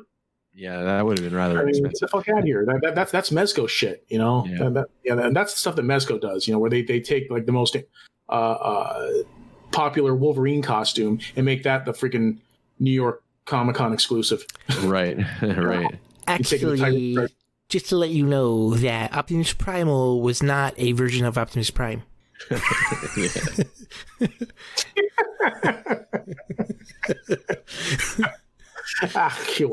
Actually.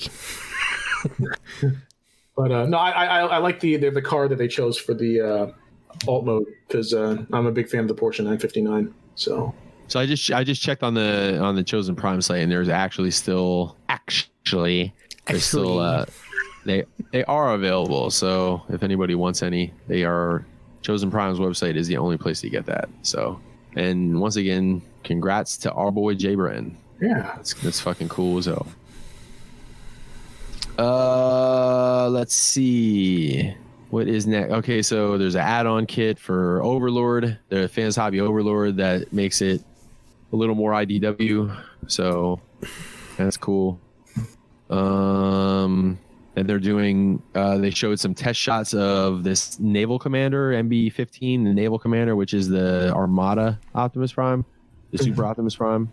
I don't know. Nobody uses. He's a Naval Commander and transforms into a truck. Yeah. into a truck. Yeah. Well, you know. Yeah. Nobody cares. Nobody here cares. We don't have any value. I actually said something really funny. You guys didn't hear me. What? He's a naval commander that turns into a truck? Oh, so you guys did hear that? Yeah, we heard. We laughed about it. You guys just. Oh, you did laugh about it. I didn't hear you guys laughing about it. Mm-hmm. This fucking episode is going to be just such fucking shit. Do you know, I actually thought I was going to do something else this weekend, but I'm actually just going to be fucking editing this episode all weekend. Like, you're the one that's going to be editing, and I'm getting frustrated thinking about you editing. Yeah. Well, next time I'll be doing this on my other computer. My other computer should be better. The other computer's not going to fix your internet, Levy. It's not a problem with the internet. It's the fucking computer itself. It's the network adapter that I have on this computer. The internet itself is fine. Mike, every other thing that's on every other thing that's on my network works fine. It's just this fucking computer. Mike, are you getting that Armada Prime? No, I'm not. No, I'm not.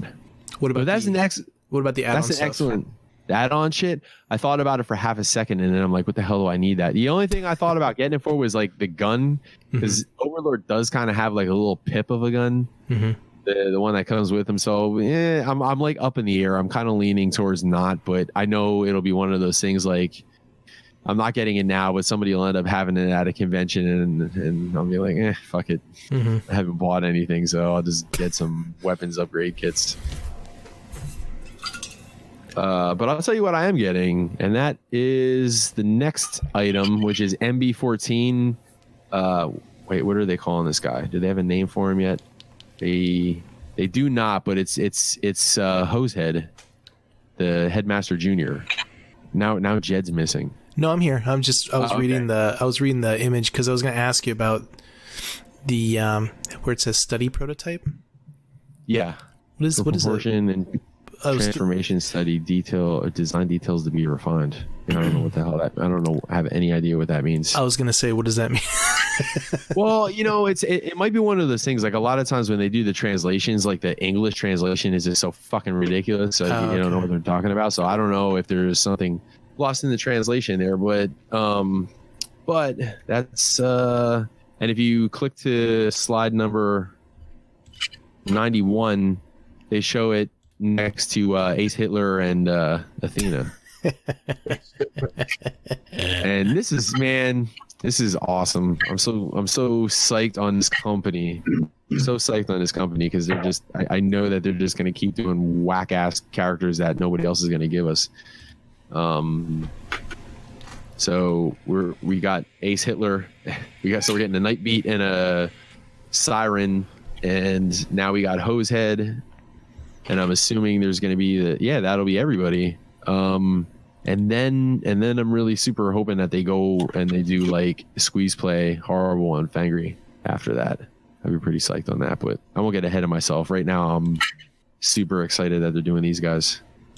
Okay, there's slide number 92 is all of them in vehicle mode. And by the way, I like how they did the fire truck is like short and stumpy, and that's exactly how the G1 toy was. It was like a mini fire truck. I don't know.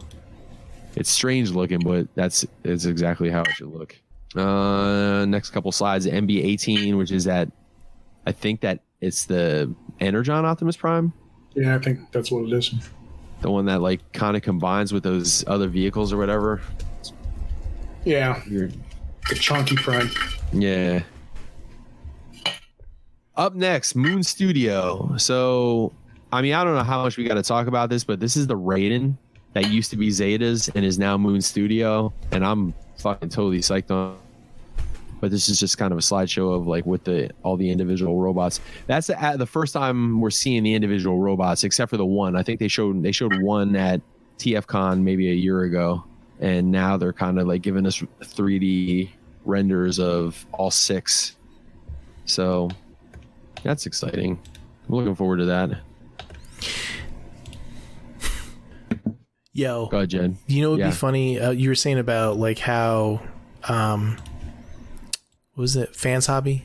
How they do like the characters that are just like totally off the wall and stuff like that.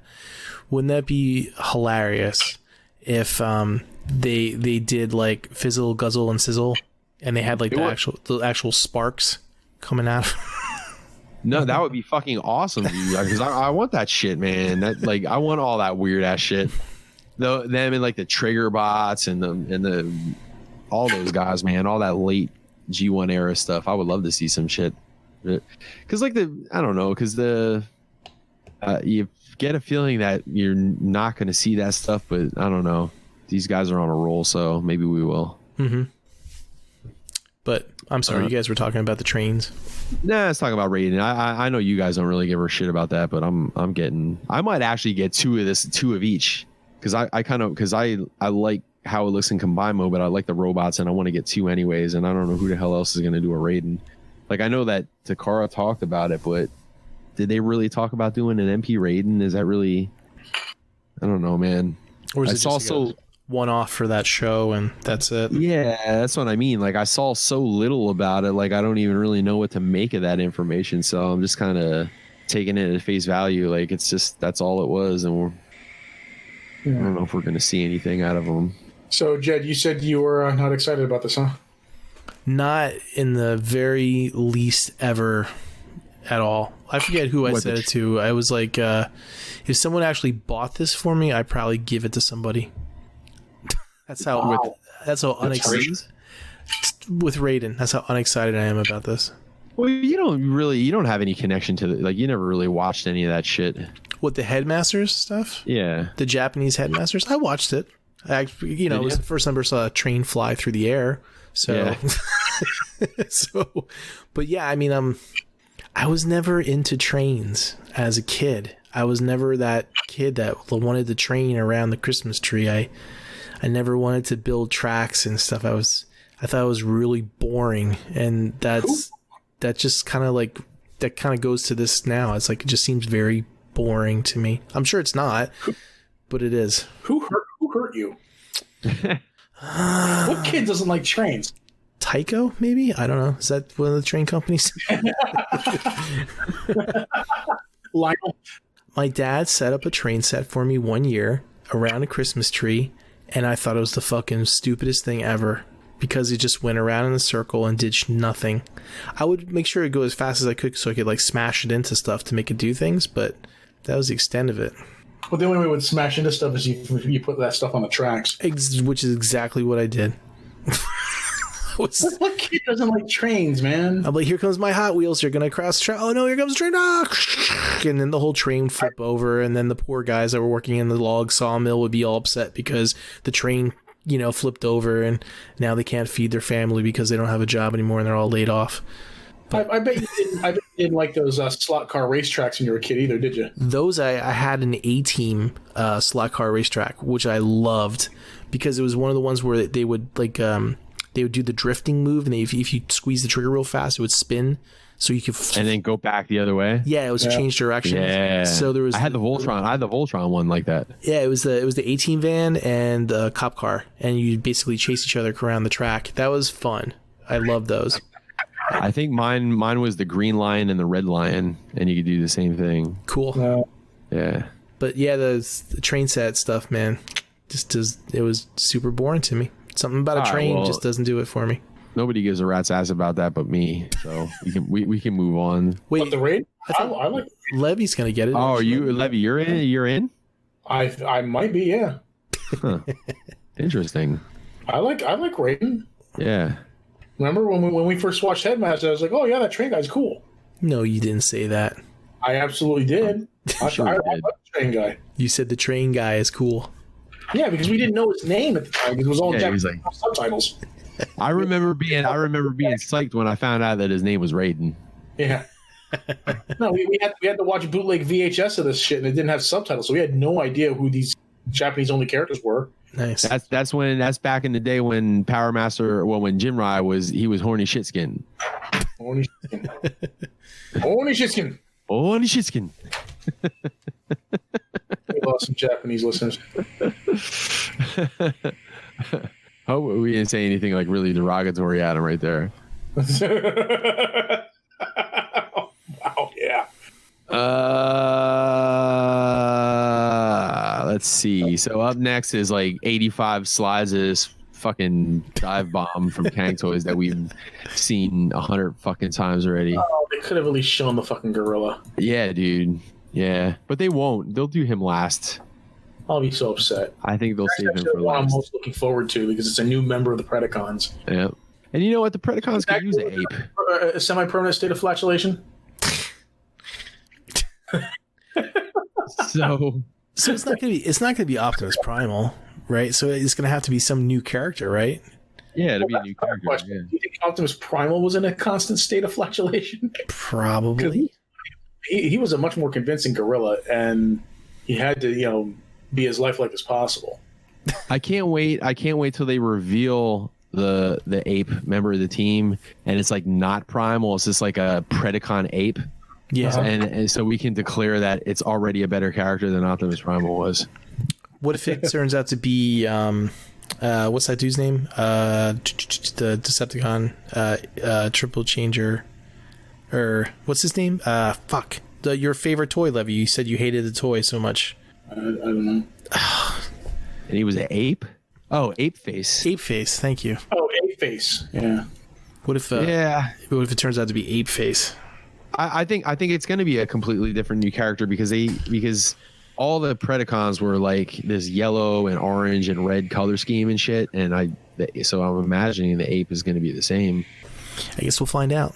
Yeah, but until I have a feeling it's going to be something weird. Yeah, it'd be weird if it was like green and blue. I have a feeling it's going to be something weird. Like it's not actually going to be a bot. It'll just be like the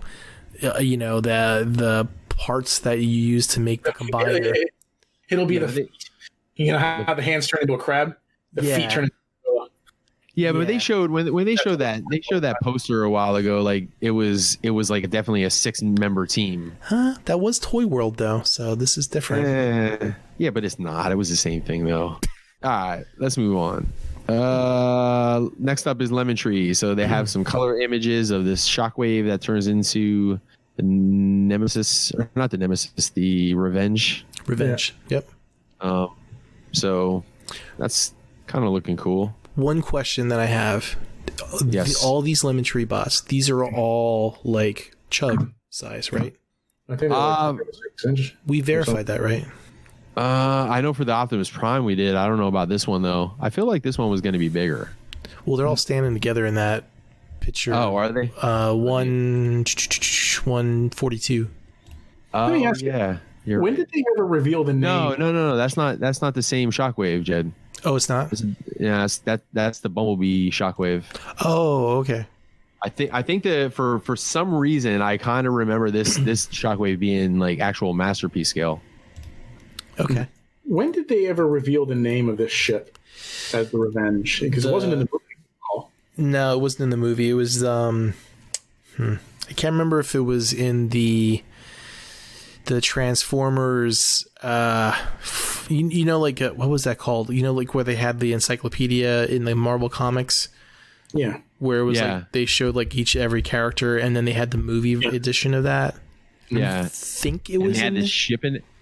I know where Levy's going with this, and I'm gonna go ahead and actually agree with him, just so he doesn't feel alone in saying this. But up until we were doing the poster, or up until I was doing the movie poster, and I asked you for a 3D image of that shit, a model of that shit, and had to look up what the fucking name of it was, I'm not sure that I ever knew it was called the Revenge. Yeah, it could have been a fan thing too. I was just curious. I don't recall them ever saying the ship's name in the movie. Naming it, yeah. Well, I know they didn't say it in the movie. Yeah. I know that's a 100%. They did not say that in the '86 movie. I know I originally said I was going to be in on this, but I'm not sure, man. I mean, I think it looks awesome, and I think it's a fucking super cool idea, but up in the air on whether or not I'm actually going to get it or not. We'll see. All right. Next up is the Soundwave, the Bumblebee movie Soundwave that we've seen, but this is some color. Here we go. I got an answer for you. Sorry to interrupt you, Mike. So the ship's never given a name in the show, but Galvatron does refer to it as the Mothership. At the start of the Rebirth Part 1 episode, the name comes from Transformers: The Complete Arc. Okay. Which is I don't feel bad about not knowing it. Yeah, it's an omnibus volume of the first and second books in the Arc series. Oh, okay. It was put out by IDW in 2009. Oh, so IDW named it that. So it hadn't never really had a name until then. That's wild. 2007. Sorry. Series nonfiction guidebooks. I knew it was in a guidebook. Chronicling character models produced by Jim Source and Bill Forster, beginning, blah, blah. Trying to see who wrote it. I think... But there you go. That's the answer. So it's in Transformers: The Arc series is where the name came from. Word. Up next is Soundwave from the Bumblebee movie. And we saw prototypes or renders over this a little while ago, but this is actually like a color prototype, color test shot. Him and Shock. So they got a prototype of Shockwave and a prototype of, I guess, Blitzwing, I guess we're calling them, and Ironhide in back-to-back slides. And then, like Jed said, in 142, they show all of them together with Optimus. So, wait, didn't they say that this was actually Starscream? I think they're doing a Starscream repaint of it. Oh, okay. I think, or maybe it is. Because I do remember seeing that somewhere that it was actually colored. Or maybe it was like a Digibash. Man, I don't know. I get lost in all the fucking news, man. I can't remember what they said they were doing with it. If it was official or if it was like a Digibash. I got a question for you. Are those bases? Those aren't their bases. Those are some other bases, right? That they're standing on. The one, it looks like those TFC bases. Is that the one on the right? Like the one on the left looks like it has steps on it. I don't know if I recognize that one. Unless that's the same base, just the front and back, but I think it might be it might be a TFC base, or it might be theirs. I don't know. Maybe they're sending bases with their shit. I like the base. That's kind of cool. Yeah, it is kind of cool. I like the steps. Yeah, if you look at 138 with their Soundwave at the base there, you can see it much closer. Yeah, it looks cool. Yeah, I like the Bumblebee. I like the Nightverse shit, man. Bumblebee tuna. And the Soundwave has, you can see Ravage like folded up in his chest. And he still kind of looks like a tape deck. Figure that one out. Weird. All right. And to close out is X-Transbots. Or no, not to close out. Second last is X-Transbots. So they got a color version. Looks like a render of their Autobot X, which looks cool. Are you getting Yeah, I am. Yeah. Even if it's 175? What's that? Even if it's 175? I don't know, man. I was actually gonna laugh at that, and then I'm like, well, the fucking egg is 175, but it's like, this ain't gonna have all that electronics and all that other bullshit that they say is gonna raise the price that much. I'm hoping it's not that much. I can't imagine it would be anywhere near that, but who the fuck knows anymore? But I'm in for it. Because I need one. Because I don't like the Blue Lobster one. Was Chris Bishop did a nice job with his. I don't know if you saw, but he actually like gave it articulation, which it didn't have. Oh really? Yeah. So if I knew how to do all that shit or learned how to do any of that shit, it might be a different story. But this one to me is right on the money. So yeah. And next up, another thing that only I give a shit about is X-Transbots Deathsaurus, which they actually teased a long time ago on the back of the Skids box. They showed the Hawk or Falcon or whatever the fuck that is. I remember you. No. They didn't show that. They showed the Chupacabra running down the street next to Skids on the back of the box. Yeah, I remember you talking about that when you first saw it, when Skids came out. So, and I wasn't really in on any of the other Deathsauruses that they teased along the way until I saw this one, because this one's kind of definitely like a G1 Deathsaurus. So I'm pretty psyched on that, even though nobody else is. The old Space Chicken. And after the Space Chicken, this is one of those ones like when me and Nate are always joking around about if you eat take your vitamins and eat your vegetables and do your exercise, you will live long enough to see every fucking toy that you ever wanted to see. And this is the Omnibots. They're doing X-Transbots is doing Masterpiece Omnibots, which is fucking awesome. They look really cool. Yeah. I was never into Omnibots because I never, got the mail away for them or anything like that. Yeah, they're showing, what is that, downshift or is that camshaft? I always get those two mixed up. Camshaft, I know that's overdrive. The red one is overdrive. I think the gray one is camshift. And they have the third one in the works, but it just wasn't ready to show yet, so they just put these two up. But yeah, man, that's fucking cool. I'm super psyched. There was like certain groups of like fringe characters that I was really excited to see eventually, and these guys were definitely on the list. But like the Lux Insecticons and like Whirl and Roadbuster and like the Jump Starters maybe. All on that list, but yeah, these are definitely I'm psyched that they're doing these. And also I'm psyched that they're doing these. So they're showing who is this, Streetwise finally getting some MP Protectobots, which is awesome. Any thoughts? Everyone's asking for Protectobots, right? Yeah, and we're finally getting them. So we may as well just compare the two. I know we didn't get to it yet, but you've seen the slides for the Oculamax one versus this one. Do you have any opinions? I like on one versus the other. Well, I mean, if you're into that all-in-one thing, like they did with with Bruticus and stuff, I guess that's your cup of tea. Then that's cool. But I always liked X-Transbots. Overall for like just the build and the engineering of their action figures. So I would lean more toward them. I think this one, I'm going to get for combined mode because the Oculamax Bruticus was kind of, well, for one, it was a little small, and two, wasn't the most stable from what I understand. I didn't even combine mine yet. I got mine specifically for robot mode because I thought the robot modes were awesome, but I'll probably do the same thing here. I'll probably get the X-Transbots one for for Defensor. But yeah, that Streetwise looks pretty cool, man. Defensor was like another one of those characters that I really didn't give two shits about at all, because he was like in like one episode of season 2, and then that was it. Yeah, it's funny, man. I was thinking about that. Like I remember him for some reason as an adult. When I would think back to watching the cartoons, I remember him being in season 2 way more than he actually was. And then you go back and you actually watch that shit, and it's like, yeah, you're right. He was only in the last like episode or two. Yeah, he was in season 3 though, wasn't he? Yeah, he was in season 3. Yeah.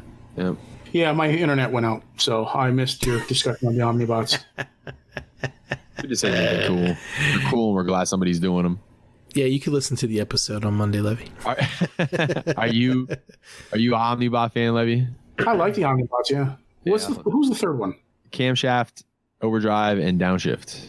I think downshift. What's the one that they didn't show? Downshift is the white one. And what does he transform into?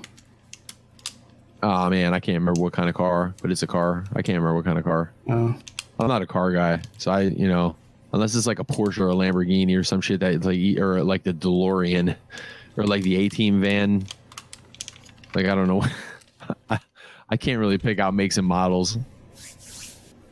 All right, next up. So that was X-Transbot. So now we're going into Mastermind, so MMC and Oculamax. So they're showing their version of the Space Chicken. Mm-hmm. It looks more like a Space Dragon. Yeah. This is like their IDW Deathsaurus. It's crazy that we're getting this many Death Stars because we got this one, the X Transbots one now, and not MMC. Who the hell? Planet X did one. It's crazy. Pretty cool looking. Up next, and I got this, and I don't know, Levy, I'm imagining you probably got one of these. And Jed, I don't know if you did it or not, but they did Batman. I didn't get it. You didn't get it? I was thinking about getting it, and then by the time I woke up and I went to look at like 11 o'clock, it was gone. Yeah. And I was like, it's sold out quick. I wish I would have got two. I had two in my shopping cart because I was thinking I'll get one for Vanessa and one for me. And then I'm like, really? Like, do I really need one? Like if Vanessa has, Right. So then I went back and I'm like, I'll just get one. And then I found out they sold out in like minutes. And then I was like, fuck, man, I really wish I would have got the second one just for resale purposes. But, and we haven't opened it yet. It's actually sitting here and I'm looking at the box, but I don't know how you are, Jed or Levy, with like buying Christmas presents for your significant others. But I've been like trying to be like cool about, if I see something in August, I'll buy it for Vanessa for Christmas, and then it never makes it to Christmas. I get super excited to just give it to her, and then it never makes it that far. So, but this time I'm like, I'll get this, but it's not. We're not opening it. You're not opening it. It's gonna have to wait until Christmas time. So it's just gonna sit there until then. But better hope she doesn't listen to the show. No, she knows. She knows it's coming. She actually. Oh. She was here when it got here, and she knew I ordered it and everything, so she already knows about it. But it's I think it translates well as Batman, and the thing is with all these pictures, which I was kind of surprised, and Matt confirmed, but it comes with a cape, and I really wish they would it's surprising that none of the pictures that I saw, the official pictures, had him with his cape on. Surprise cape. Yeah, the old surprise, motherfucker. It's the reverse cape trick. Like you get the cape, but you don't even know you're fucking getting the cape. You know what I mean? That's an old school callback. That is. But this really works. Like even as the robot and as the vehicle. Like I love how it just looks. It looks like the what do you call it? The Batwing a little bit, which is pretty dope. Yeah. Yeah, I didn't get this. I wouldn't. If I wanted it, I wouldn't have had an opportunity to order it because I was working all that day. Because it went up for pre-order on Saturday, right? Or for order on Saturday. Yeah. Yeah, I was working all day, so I wouldn't have had an opportunity. If you ever run into a situation like that, you need me to order something, or vice versa. Oh yeah, no, I really didn't have any interest in this. Yeah. Up next is Tordor, the last member of the DJD team, which is cool, but nobody here really cared. I do. I mean, I just never got the other members. Yeah. It's just like I thought the first two were overpriced, and if I wasn't going to get them, like I only got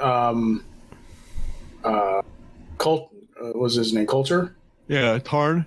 Right. Yeah, I only got him because he was just really fucking cool. So. And the others are cool too. It's just like there was something about him. It's just really fucking badass. But yeah, he is badass. And if I wasn't getting the rest of them, I was like, or if I didn't get the first two, I was like, I don't know if I really want to get the others. So I love the big guys, man. These two, Tortor and I'm looking at Slide 183. I can't remember what the other guy's name was, but yeah, man, fucking cool. I hope at some point somebody does an MP skill of that squad because I would love to get my hands on it. Up next is Chrome Dome and Rewind, which they've shown before.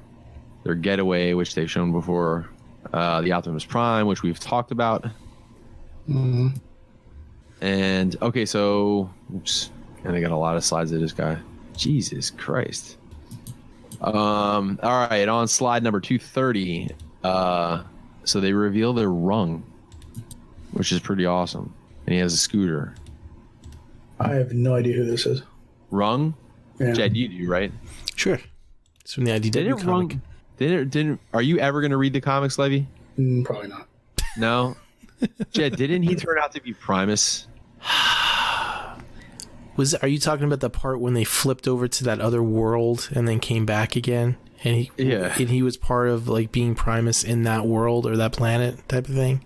Yeah. Well, how did that work again with that whole fucking dimensional suitcase I would almost thing? have to like. I would almost have to like reread that shit because it got a little. It got a little twisted there, man. That's I do. Once remember. Shockwave had Scorponok had the baby, Decepticon baby, I was like, what the fuck is going on anymore? But Rung, I don't know. Like Rung was just cool because like I don't know, nobody gave a shit about him, and they would always. I would love when he came walking in, and he was around for so long, and like people were still calling him by the wrong name. They'd be calling him Ring and shit. Whatever, all kinds of weird ass names that wasn't Rung. Kind of funny. Yeah, those last few arcs there near the end of like the More Than Meets the Eye kind of like blurred together for me for a little bit because I was reading through them so fast. Yeah. I just remember Starsaber coming back and like murdering like everyone, but it wasn't actually them. It was on a separate parallel ship or something like that. And Starsaber was weird in SC. He was like this religious fucking nutcase. Yeah. Like Starsaber would have been the guy that would have been trying to pray away the coronavirus. Levy, Starsaber in IDW was like the highest level paladin like known to man, you know? Mm-hmm. And you're right. He was like just a fanatic. And I forget who he sliced somebody right in half. I forget what the fuck it was. They're like, he's like, Starsaber, wait. And he's like, what? And just like fucking ace him right in half. Why is Rung so popular? I don't know. Rung was I don't know why it was so fucking popular too, and I even liked him a lot. But like, it was almost like he was like a goofball character that got picked on for being a goofball. Like it was almost like you gave a shit about him because they purposely in the comic book tried to show you how much nobody gave a shit about him. Like he's an underdog. Yeah, Everybody was the underdog. Yeah. But it's not like he was even like a fighter. He was like kind of like he was like a nerd, you know? He was like the smart guy. Like, you know how like when you're in high school and all the like the jocks pick on the nerds and you always say, you know, the nerd, like you might want to be nice to that guy because like all these fucking jocks that are picking on that guy are the ones that are going to be working for him 20 years down the line when he owns his own company. And like that guy's wrong. You know what I mean? Mm. Yeah. Let's see. It turns into like a magnifying glass or some shit. You see that? I don't even remember him transforming in the comic, to be honest with you. But that's what it looks like. Some weird shit, man. All right, so Ocular Max. There's a clear. He comes with a little toy arc. Yeah. Yep. Ocular Max did a clear Ravage that nobody except for Nate gave a shit about. Nate and Deluxe probably, right? Yeah. Do you remember what Nate's logic was behind this? Yeah, because it looked like the old clear, like Nate's logic is whatever Nate needs to make sense that like to buy to justify a purchase. Yeah, right. Yeah.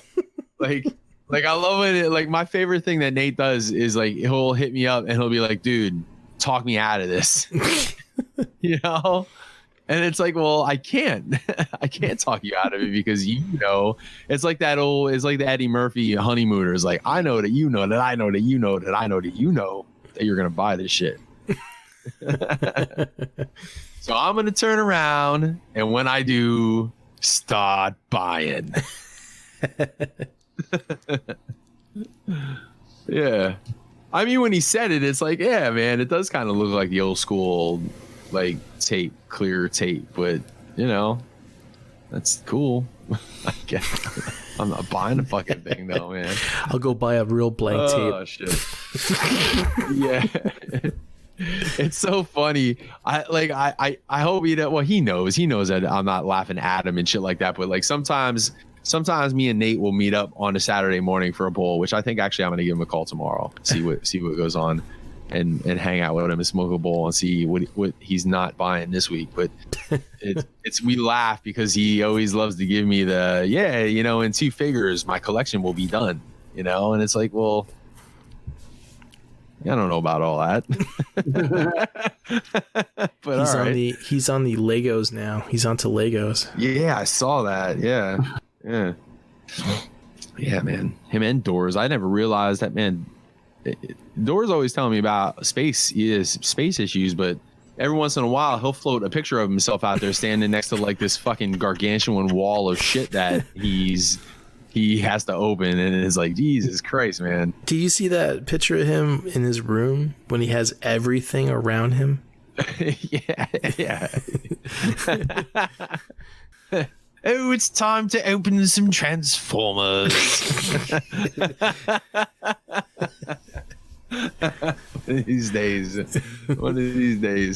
I'm actually have to like, me and Vanessa were talking about like, you know, traveling at some point, and like, there's a few people like, you know, want to go hang out with Doors, obviously, and with, you know, Tattoo Lee. By the way, Tattoo Lee lives 45 minutes from Loch Ness. Oh, yeah, I remember you saying. So yeah, so we definitely want to like make it over there at some point. But like Doors is like, you know, if somebody asked me, you know, well, I want to go to the UK. I've never been to the UK. That's cool and all, but like, I just want to hear what Doors actually fucking sounds like. There's no way for like an entire like extended weekend he could keep up that fucking phony ass crazy Brit accent that he was putting on in the fucking intro, you know. the mystery will be gone after that. You're like, oh, just okay, cool. But anyway, yeah, what were we even talking about? Oh yeah, the fucking blank Clear tape. Ravage. Yeah, mixtapes. Blank tape. Tell Nate you'll buy a pack of 3 blank tapes and just hand them out. Yeah, just paint a fucking red tongue on them. Christ almighty. Yeah. Next up is Ocular Max. So they're doing this unlimited series. I don't know what the fuck that means, but the first in the series is Star Convoy. I like when I hit Levy up and I'm like, yo, man, you seen that Ocular Max Star Convoy? I pre-ordered it. And he's like, yeah, I had a feeling you would. I hope they do all that shit, man. Like Sky Gary and Grandis and a bunch of that other whack ass shit at the very end of G1, Japanese G1, I should say. This reminds me a lot of the Diaclone reboot that they showed a couple weeks ago. Yeah, a little bit. Yeah, a little bit. You know what I hope they do? I hope they do like that'll be the next. You know, I'm surprised they didn't do this already. Toy World should have done like a Devastator with a cape, like the TW07 fucking M or whatever the hell it is that they're up to. Yeah. Yep. With what was the name for the one shoulder armor thing? I know that has Levy, a name. What is it called? Oh, I don't know. Yeah, you do. Yeah, no, you're the one that told us. You're the one that told us the name of it. It's the one shoulder armor. What? Oh, like where they have the armor on the one shoulder with the cape on it. I don't recall ever knowing what that was. That must have been me, and I completely forgot what it's called. A pauldron. Is that? Yeah, I think you're right.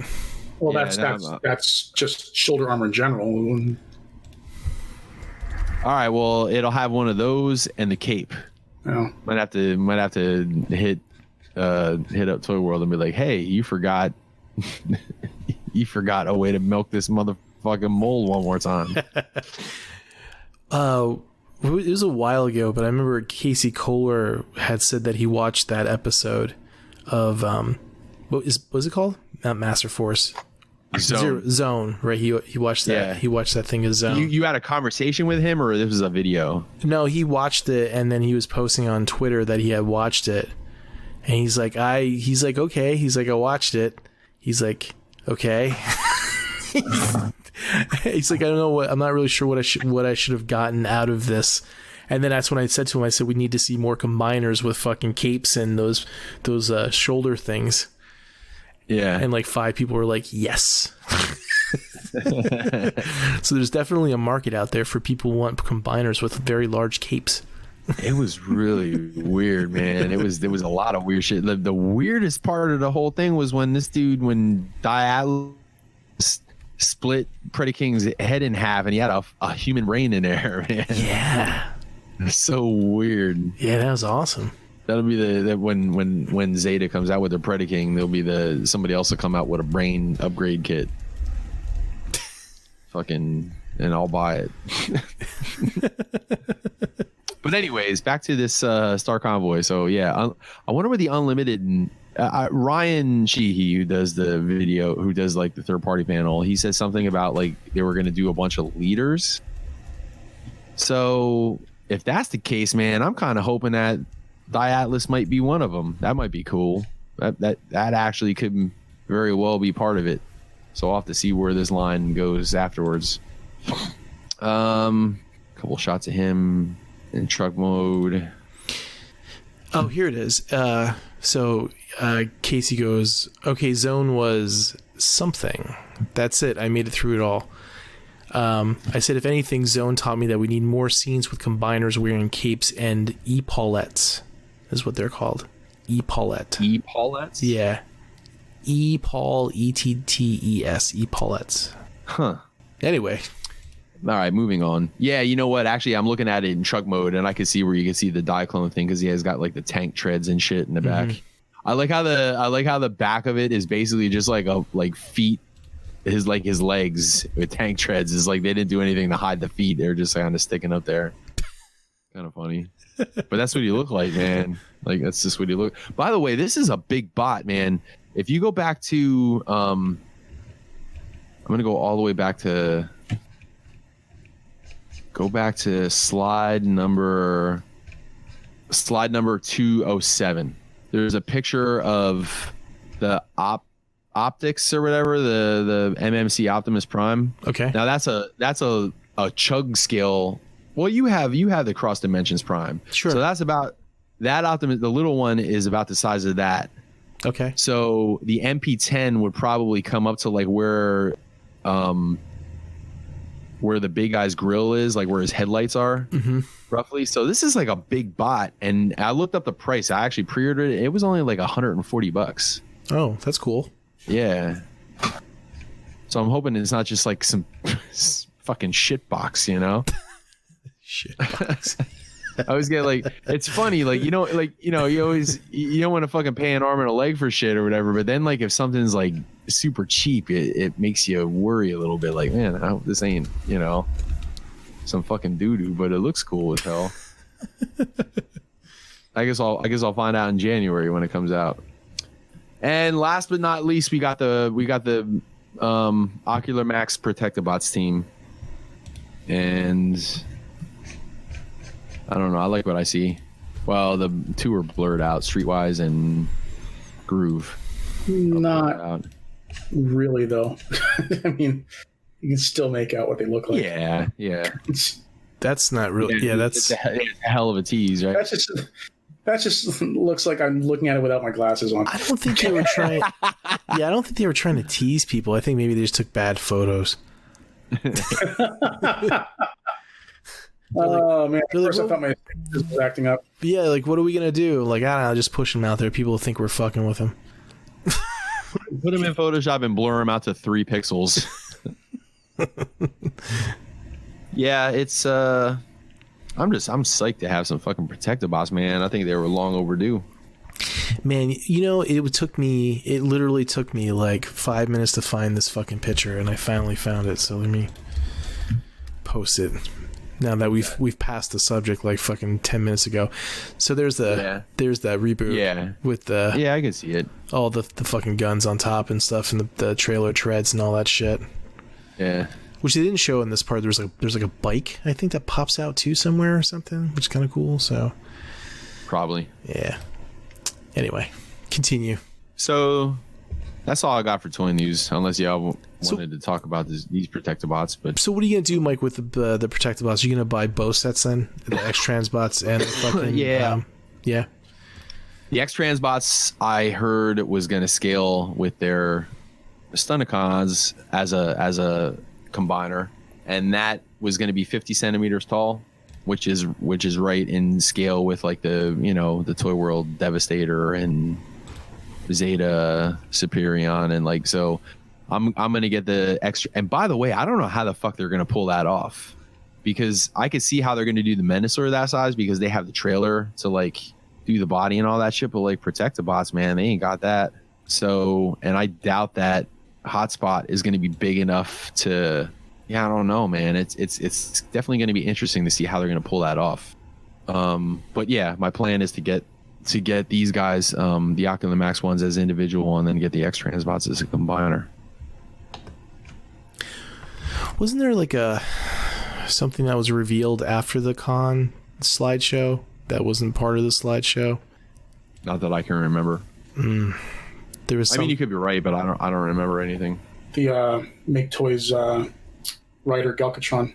That's right. That's what I just shared with you yesterday. Yeah, about the details of it. He's big, man. I think he said he's like 10 inches tall. Yeah, that seems a bit excessive. Yeah, it's huge, well, he's Galvatron. Yeah, but that's like chug scale.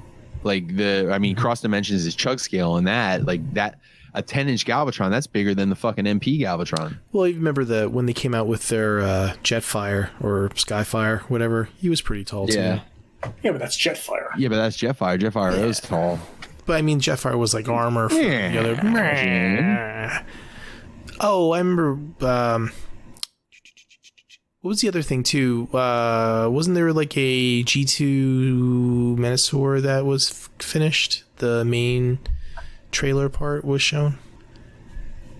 Was that Transmission Levy or Fans Project maybe? It was. Oh, fuck. Wasn't it Fans Project? No. Yeah, Fans Project. I think it was Fans Project. Yeah, because they've been doing that a piece at a time, one convention at a time over the last couple of years. That was finished. Yeah. Let's move on to Q&A so we can go to hell. Well, anyway, the Make Toys Galvatron, that's going to be coming out next year's second quarter, I saw. So those are new details. And it went up for pre-order on Show Z, but they don't know what the final price of it's going to be. Yeah. I think it looks good with the colors in it and stuff. I like it. Yeah. Very IDW. But yeah, like you said, Mike, Q&A, let's finish up before the sun comes up. before the election's over, right? Q Levy. Yeah, I'm bringing it up. Okay, so our good friend SLB Vlog, happy birthday. Josh, I picked up Hasbro Siege Impactor, and now I'm regretting not picking up the MMC version. You ever get that feeling? Maybe it's gas. Yeah, I get gas all the time. So, what regretting not picking a figure up? Asking. I guess. I mean, or regret not getting like a third-party version of a Hasbro figure. I don't know. I mean, there's lots of figures that I regret not picking up. It's just like I didn't have the money at the time, or just or whatnot. But do you think it's better if you just buy everything and then the stuff that you don't really want anymore, just turn around and sell it? No. That instead of regretting things that you may have missed out on. I think if I bought everything and then turned around and sold the shit that I ended up not wanting, like for the amount of money that I would lose reselling, I would that would be more than me just going, fuck, I missed out on a figure and now I have to pay the late tax, which could be, X amount of dollars and shit like that. So I would rather just, Oh, you think you'd actually lose more money than you would than pay late tax? Depending on what the figure was that I missed. Sometimes you luck out. Like sometimes it's like, I don't really feel like getting that shit. And then you decide later on that you want something. And then when you go to look for it, it's something that wasn't super popular to begin with. So you can actually get it for cheap. That happened to me with the TFC C-Cons. I think if I would have bought the TFC C-Cons as a team, like pre-ordered them and all that shit, I'd have ended up paying fucking over $600 for that goddamn thing. Because I think or close to it, because I think the limbs were like $90 each, and then there was 5 of them because you had the extra one because they were a 6-man team, and then you had Snaptrap, which was like $130 or $140. So I think it would have been, if it wasn't $600, it would have been pretty damn close to it. And I wasn't in on them, and then I decided after the fact, like, you know what, man, they're kind of cool, dude. I think I'm gonna get them, and then I picked them piece by piece on eBay, and I ended up paying maybe like $350 for the entire set. So I lucked out, you know. But then there's other people that are like, oh fuck, the Fans Toys Insecticons, wish I would have bought those, you know, and ended up getting screwed. But I don't have any. I'm so specific as to what I collect, so I haven't run into a situation where there's like, you know what? Yes, the Sunstorm, the Make Toys, even though it had all kinds of QC issues, I've been pretty lucky with getting ones that were pretty good. So I'm like, man. Because you can't find them anymore, and you know they're riddled with QC issues, and people are still trying to sell those motherfuckers for, you know, $350, $400 each. So I think the original price was like $150. So I kind of wish I would have got in on that. Do you know, now we're on the subject, and I know we talked about it a few times already about how Fans Toys, you know, is like their prices are like, you know, super high and stuff on, you know, secondary market on eBay and stuff. But the one thing that I just thought of is like, can we put a finger on when that started? Like when those prices really jumped up like that? Because it hasn't always been like that. I mean, yeah, they've been a little bit more expensive, you know, resale, but not like that. I think right around the Insecticons, like Insecticons and Perceptor. Well, you know what? No, because if you think about it, like Sludge, the Dinobots were early. The Dinobots were like within the first. I think the Dinobots were like 3 through 7 because they did Shockwave and Scoria was right in the beginning. Like Shockwave was mixed in there, and then they did all the Dinobots right in a row. Because like what was it?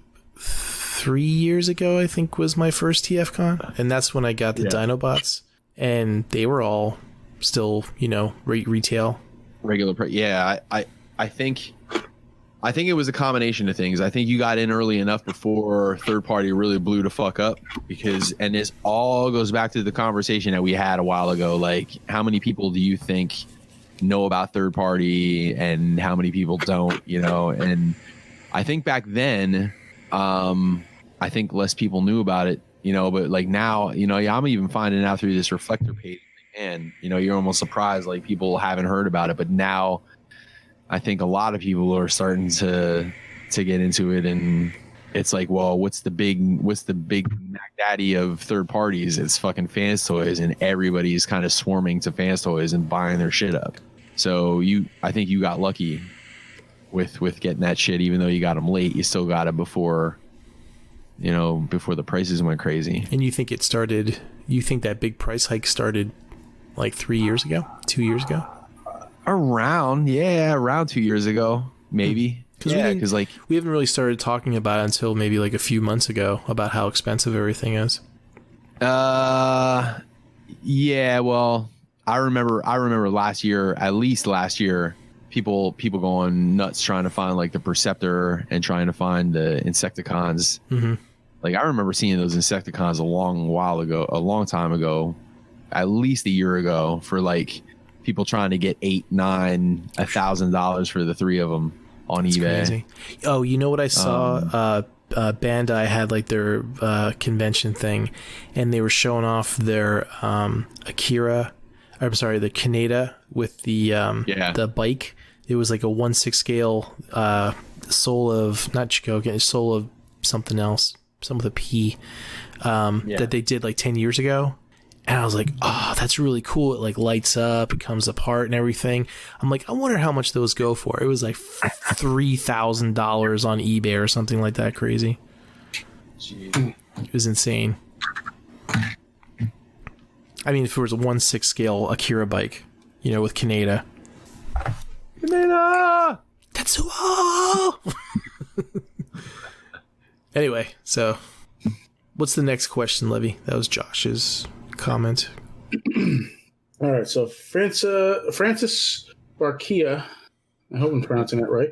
Here we go. Says, will there be a G1 Rodimus Prime?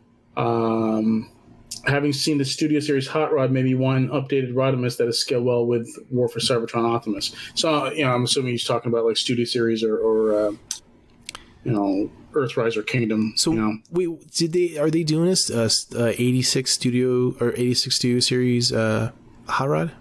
Yeah. And then they're doing an Earthrise. They're doing an Earthrise Hot Rod too. No. No. Okay, so I didn't know if they were doing both or just one of them, one line. No, the hot rod you've been seeing is the studio series. Oh, okay. Well, that would make sense then. I guess they would do a Rodimus, right? Yeah, I would imagine they do a Rodimus and probably in like a wave down the road. So, yeah. That being said, if you're still actually listening to this shit, like we don't know shit. Like we have no inside information. We're just taking our best guess. No, you're wrong. Levy knows it all, right? Levy knows it all. Yeah. You got inside track to Hasbro, right, Levy? Yeah, sure. Why not?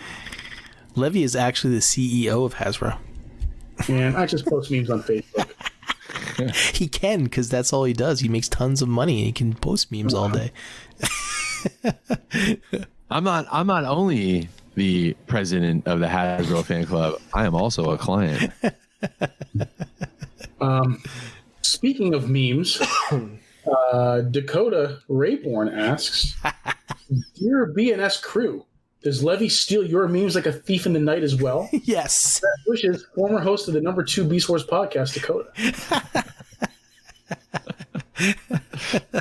I like sometimes when Levy's page and Danny Quinones' page is back to back on my newsfeed and they both got the same meme up.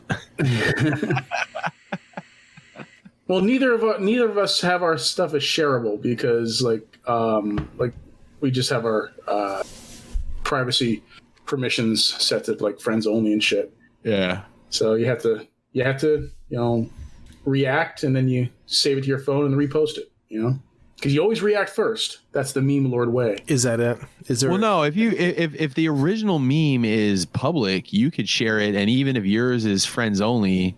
No, but if it most of his stuff doesn't have a share button. It just I see. Send a messenger. Okay. I see what you're saying. So, and I imagine mine is the same way. I can't tell because it's my account, so I don't see it from like right.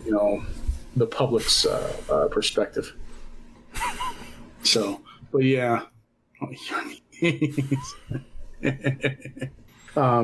So yeah, Dakota was yelling at me yesterday because I stole his meme, even though I did laugh react to it first. So I don't consider that stealing when I do that. I love sending pictures of Dakota with my hand all giant and shit.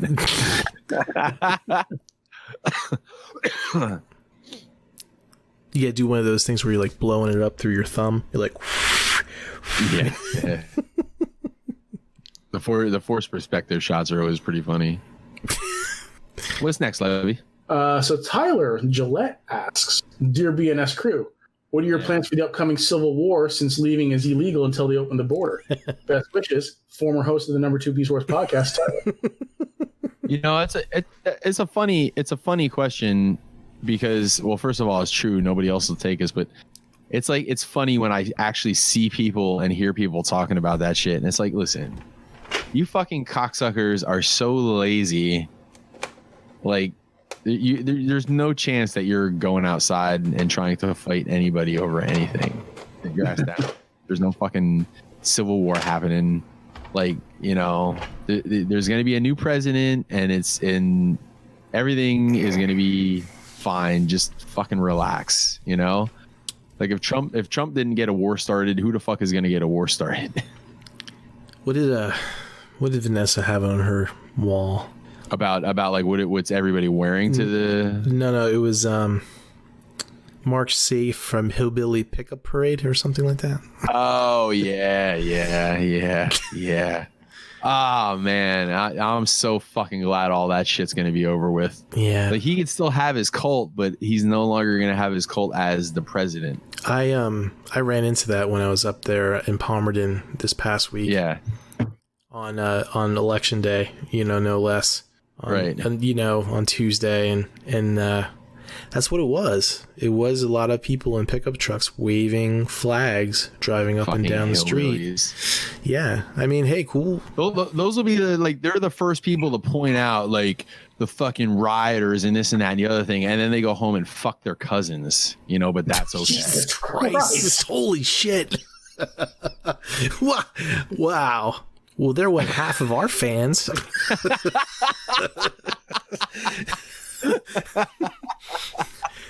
By the way, Kate's opinions are not necessarily those of the Black Out of Shop podcast. Yeah. The Reflector Files is not. when Sean and my mom were fighting on my wall, and they put the fucking bird with like the monocle and the popcorn or whatever, like that shit had me fucking dying. And then I got them fighting over Carson Wentz. Oh man. My favorite was like, he's like, we should just put the voting things in every Walmart. Everyone would have voted, and your mom's like, I never went to Walmart ever. Well, you know what? In her defense, because I understand what he was saying, like, and I get it or whatever. But you know what? In her defense, she really hasn't done shit. She really hasn't. Like, she's gone to the grocery store and then gone to fuck home. Like, she really hasn't done anything. But I'm glad that we got it out there that she was my mom right away, because the one thing that happens, because my mom fights with people, she loves it. She's a bigger hothead than I am easily, and which is crazy to think about. But like every once in a while, she'll start a fight. Like I'll put something up, and then she'll start fighting with somebody, and then somebody I know, like an acquaintance of mine, will say something really fucking derogatory to my mom, and then I just want to punch their fucking teeth out. So I'm glad that we got it out that was my mom, and then shit kind of got a little lighthearted after that. So well, she put it out there. She was like, how do you know my son? Yeah, that's right. And then he put the picture up of me making this stupid face at the fucking RetroCon. I'm like, oh, I'm glad that picture exists. Yeah. Sean, does he take blood pressure medication by any chance? No. If he doesn't, I'm kind of thinking he probably needs it. Like, I like Sean. Like, I've met Sean a number of times, and he's a nice guy. But man, he gets bent quick, man. He's like, give me the top 5 things that doesn't piss this dude off. I'll wait. We used to call him the world's angriest man. You're right. Like, if anybody needs weed legalized in Pennsylvania, it's that guy. Like, I want to smoke weed with that dude while watching the Eagles and see if he can still get mad. It's like, I told him Carson Wentz just threw 7 touchdowns, and this dude still fucking wants to trade him for a bag of chips. I told him yesterday that when he was talking about the Star Wars thing that he was working on, and I was fucking with him, giving all the different colors and shit. I told him I screenshotted that and sent it to the chat. And he's like, "Oh, everyone must think I'm like this really angry guy." I'm like, "Yeah, yeah." He's like, "I want him not making it anyway." I'm like, "Yeah."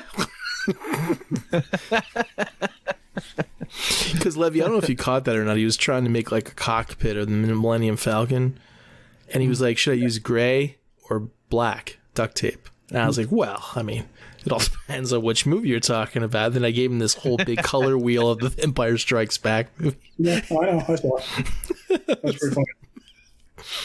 He's like, "Just pick black or gray."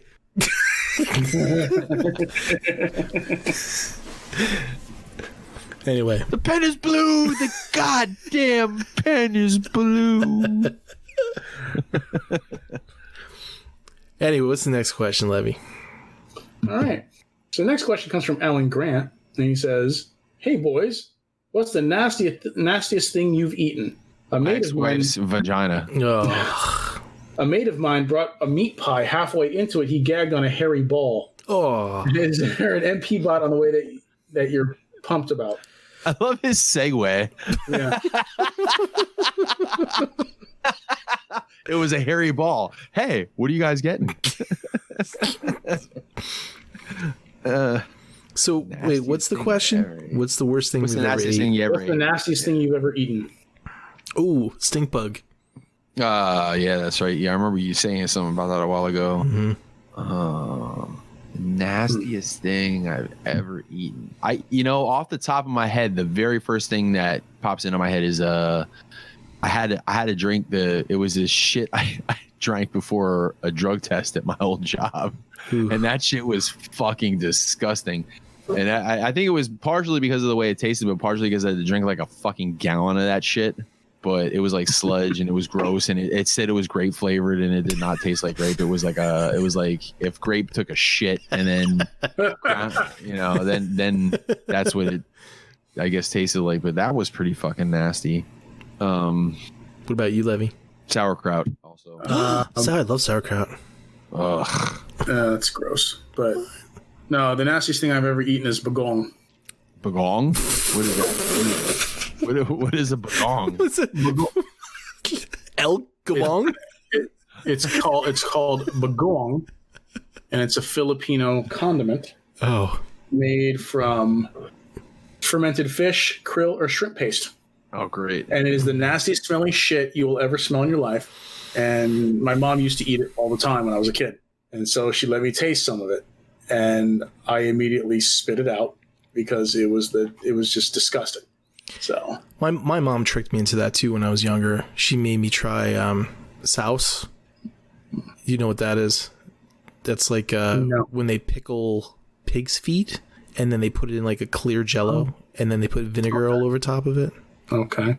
It's like a that sounds appetizing. Yeah, it's like a Dutch thing. Pennsylvania Dutch thing. Ugh. Yeah, it's the most disgusting. Just imagine a pig's foot in clear jello and then you put vinegar on top. Okay. Yeah. Yeah, my mom could not get enough of that bagong though. She would eat it with everything. It sounds like every meal.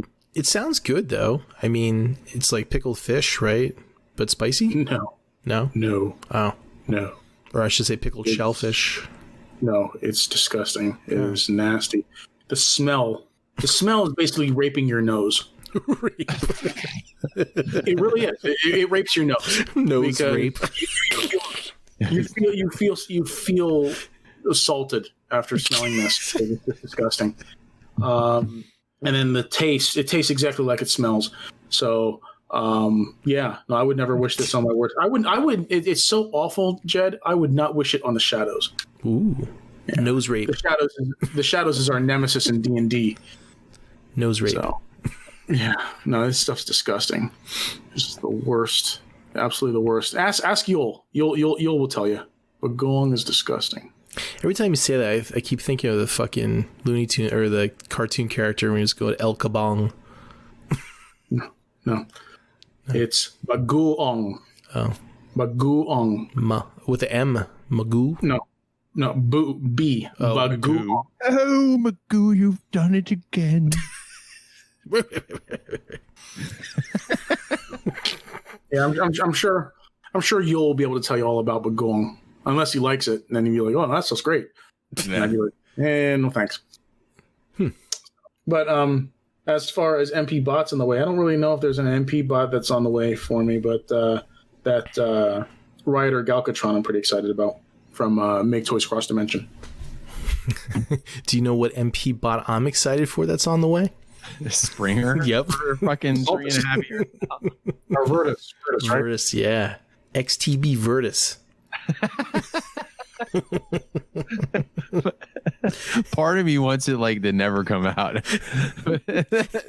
They should just keep showing a teaser like every time a con rolls around. Yo, Virtus coming soon. I'll have Virtus when Levy upgrades his internet. Virtus is coming along with the election winner. Christ. It's almost like they're fucking with people at this point. Yeah, I would have if it would have been a couple of weeks ago, I would have said that Thomas Astro Train, but now, yeah, I don't know, man. I guess if I'd love to see that Trailbreaker or the Blitzwing, but who the fuck knows what's going on? Oh, by the way, I like off the record, I have it from. I got from a pretty reliable source that let's not start worrying about Fans Toys just yet. Oh yeah. That everything's gonna be just fine. I wasn't worried. No, I wasn't either. I wasn't worried for a microsecond. Oh, speaking of, I forgot to shout out to Chris. He wrote a comment that he's been listening to all our episodes on YouTube. And Chris, Beast Wars Chris. Yeah. Or, yeah. burn or Lego Chris. Yeah, bricks of dog. Yeah. What should we call him? I mean, like, what other Chris's do we know? Chris Bishop. Chris That's Bishop. Right. Yeah, you're right. How about Smart ass. Yeah, not Chris Bishop. Anyway, yes, Beast Wars Chris, whatever. He left a comment on the episode that Levy was back. That episode, and he said, I listened to this whole episode while waiting in line to vote.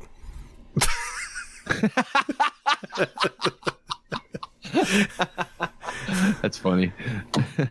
But he was funny how he was saying how he went back to listen to those episodes. They were like pre-COVID, and how we were like talking about how like when it was first coming around and stuff, and how we thought it would be gone in a couple months and stuff. So he says, well, and I even remember us being fairly concerned about it. Like, we thought it was going to go on longer than everybody else did, and we were still off. Mm-hmm. You know, like, I remember everybody thinking, a month or two, you know. We were like, I don't know, this will probably go through the summer. And then fucking summer came and went, and it's still going on. But like, we were even being on the cautious side compared to everybody else. Yeah, if I remember correctly. I think I remember I was saying 4th of July or something like that. Yeah. But that's it for questions. And shout out to Gort, because he also commented to shout out to YouTube for the speed changing for the episodes. Yes. Oh, he didn't know about that, or was he? No, so that he could go back to listening to the episodes on YouTube with the speed variable. Oh, nice. Yeah. I love how some of these guys just have like the littlest things make them so happy. Hey man, that's good. It gets tough, man. When you once you get past the age of like six, you know, trying to find shit that, you know, because you see little kids running around and like doing dumb stuff, and it's like, look at how fucking amused they are, you know, like that doesn't do it for me anymore, you know. But it's good when you find little stuff that is like, wow, that makes me happy. At this age is tough, man. Like bidets. Oh man, I can't stop fucking squirt. You know what's funny? If you you got to be careful, because you put it on and you got to like at the right angle and everything's cool. But then if you like move just a little bit, like you almost give yourself a fucking enema. If you got it on like the fire hose setting, you got to be careful. See, I don't put mine on the fire hose setting. Oh, I do. I go right to it. Levy, did you ever find your bidet? Nah, I don't know. Oh, you're missing out. Yeah, Chief. you should look. Yeah, look around for it. Hook it up. Okay. April probably knows where it is. She just hasn't hooked it up. Oh, she's gonna hook it up. Probably. April, where's my bidet? Wash my ass, woman. She'd be like, shut up, I'm busy talking to Jason Momoa. I'm on yeah, right. I'm watching Jason Momoa fucking 3D or VR porn. Oh man. Well, I guess that's it, boys, right? So is there anything in closing? Anybody got anything in closing? Anybody want to finish up strong? Hopefully my other computer will work better next week or next time. I don't know. It's only this computer that has stability problems. Everything else on this network is perfectly fine. I'm gonna blame it on user error. Yeah. So in closing, Levy, that's what you wanted to say, that your computer, you hope your computer works better? Well, no, I'm going to be using my other computer next time, so hopefully that'll work out better. Oh, okay. Like I said, that one has a much better. It seems that for some reason this one just does not have a stable internet connection. I can't figure out why. And it always seems to want to connect to the basement hub, so I don't know why. Everything else connects the way it's supposed to, except for this fucking computer. So it's all based on priority. Yeah. Mike, do you have anything in closing? Yes. You do have. Yeah. Fuck Trump. So much for not being political on this podcast. Fuck that little redneck inbred JC. Wow. And that's it. Go Birds. Wow. JC. Hello. Hello. Oh, sorry. Hello. Who's JC? JC. Oh. Okay. Anyone else you want to you know. Rundown. No, that's those are the two. Those are the two. That's it. Yeah. Fuck both of them. Wow. Okay.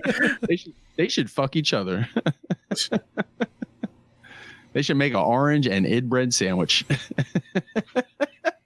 Wow. Everybody's so quiet. Yeah. Jed, what about you? Fuck you, John Bailey. I'll go to my old reliable. Our closing thoughts are just like, you know, who we can't fucking stand. Fuck off. You know, I haven't heard about John Bailey in a while, a long time. So I haven't heard. What? Maybe he ate himself. Is that possible? I feel you were gonna say that. You're delicious, sir. He would eat himself and then he would narrate the scene with that voice, with that stupid fucking narrator voice. You know, the more I think about him at fucking TFCon when we were playing whatever game that we were playing there in the lobby, and he was putting on that stupid fucking the voice that I am a voiceover guy voice. Listen to me do voices voice. I just wanted to smack him in the fucking tits. I didn't know who his friends were, and I didn't know who I was to annoy. So I didn't.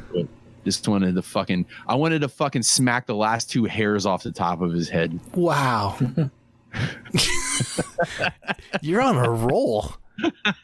Levy, let's give him somebody else to fucking run down. Who should we say? Who else should we pick? Who else can I roast? Yeah, who else can we pick on? Like Cypress. Yeah, but you know, you guys don't. Nobody here knows who that guy is, though. So he's no fun. He's a fucking dried out fucking Billy. It's not gonna stop you though, is it? He is. Listen, he's like in his 50s and shit. He looks like a dried out fucking Billy Idol fuck, right? He looks like a dried up stinky dick licker. No, listen to this. He's a fucking drummer. He talks shit. He's a drummer in an AC/DC tribute band, right? Like, dude, I could play drums in an AC/DC tribute band. I'm a fucking guitar player. I mean, you gotta learn like what, 2 songs, and you're pretty done. And then he's one of these dudes that got fucking 18 piece kit, and he's playing in a fucking AC/DC. Get the fuck out of it. Go fucking bleach your fucking hair again, you Billy Idol fucking dried out cocksucker. Yo, I got a notification like the other day that Pat Green is defriended me. I was like, yeah. Wait, you don't get notifications when people defriend you, do they? Yeah, I do. Yeah. Get the fuck out of here. Yeah. I didn't know that. There's an add-on to Facebook. It's called there's initials for it, but I can't figure out what the hell it is now. Here it is. It's FB Purity, it's called, and basically it takes care of it gets rid of all the ads. It sorts your stuff the way you want it to, and it also keeps track of people who unfriend you and gives you notifications. Shit. Yeah, I did not know that. And it said Pat Green unfriended you. I was like, I'm like, Jesus Christ, Christmas came early. Do you think he listened to the show? I wonder, like, somebody like. Wait, so let me see if he unfriended me. Why would he friend you in the first place, Levy? Do you know him? We've been friends. Yeah, I knew him. Oh yeah, we guys like share like recipes and shit. No, he used to be in Mike's band. So yeah, I knew him. I was in your band. No, we're still friends. He practiced with us, I think we played an open mic night with him one night or whatever. Okay. But that was back before like I knew that I could play a little bit and that I should be playing with musicians that are better than that. So I didn't know any better. That's like it's like the joke. How many musicians does it take to change a light bulb? It's like none. Get the drummer to do it. Yeah. I'm sending. I got to send you a picture real quick of this fucking Cypress clown. Hang on a second. There. Look at this fucking nitwit. Look at him with his fucking bleach blonde hair. I just want to smack his fucking eyeballs out of his head. Wow. He's got a lot of symbols. Huh? Yeah. He got a lot of drums. He knows how to play like none of them. Yikes. He plays drums like a fucking wind-up monkey. Wow. like, dude, if there was a drum kit sitting there and him and Pat walked into the room at the same time, the drum kit would go, Jesus fucking Christ.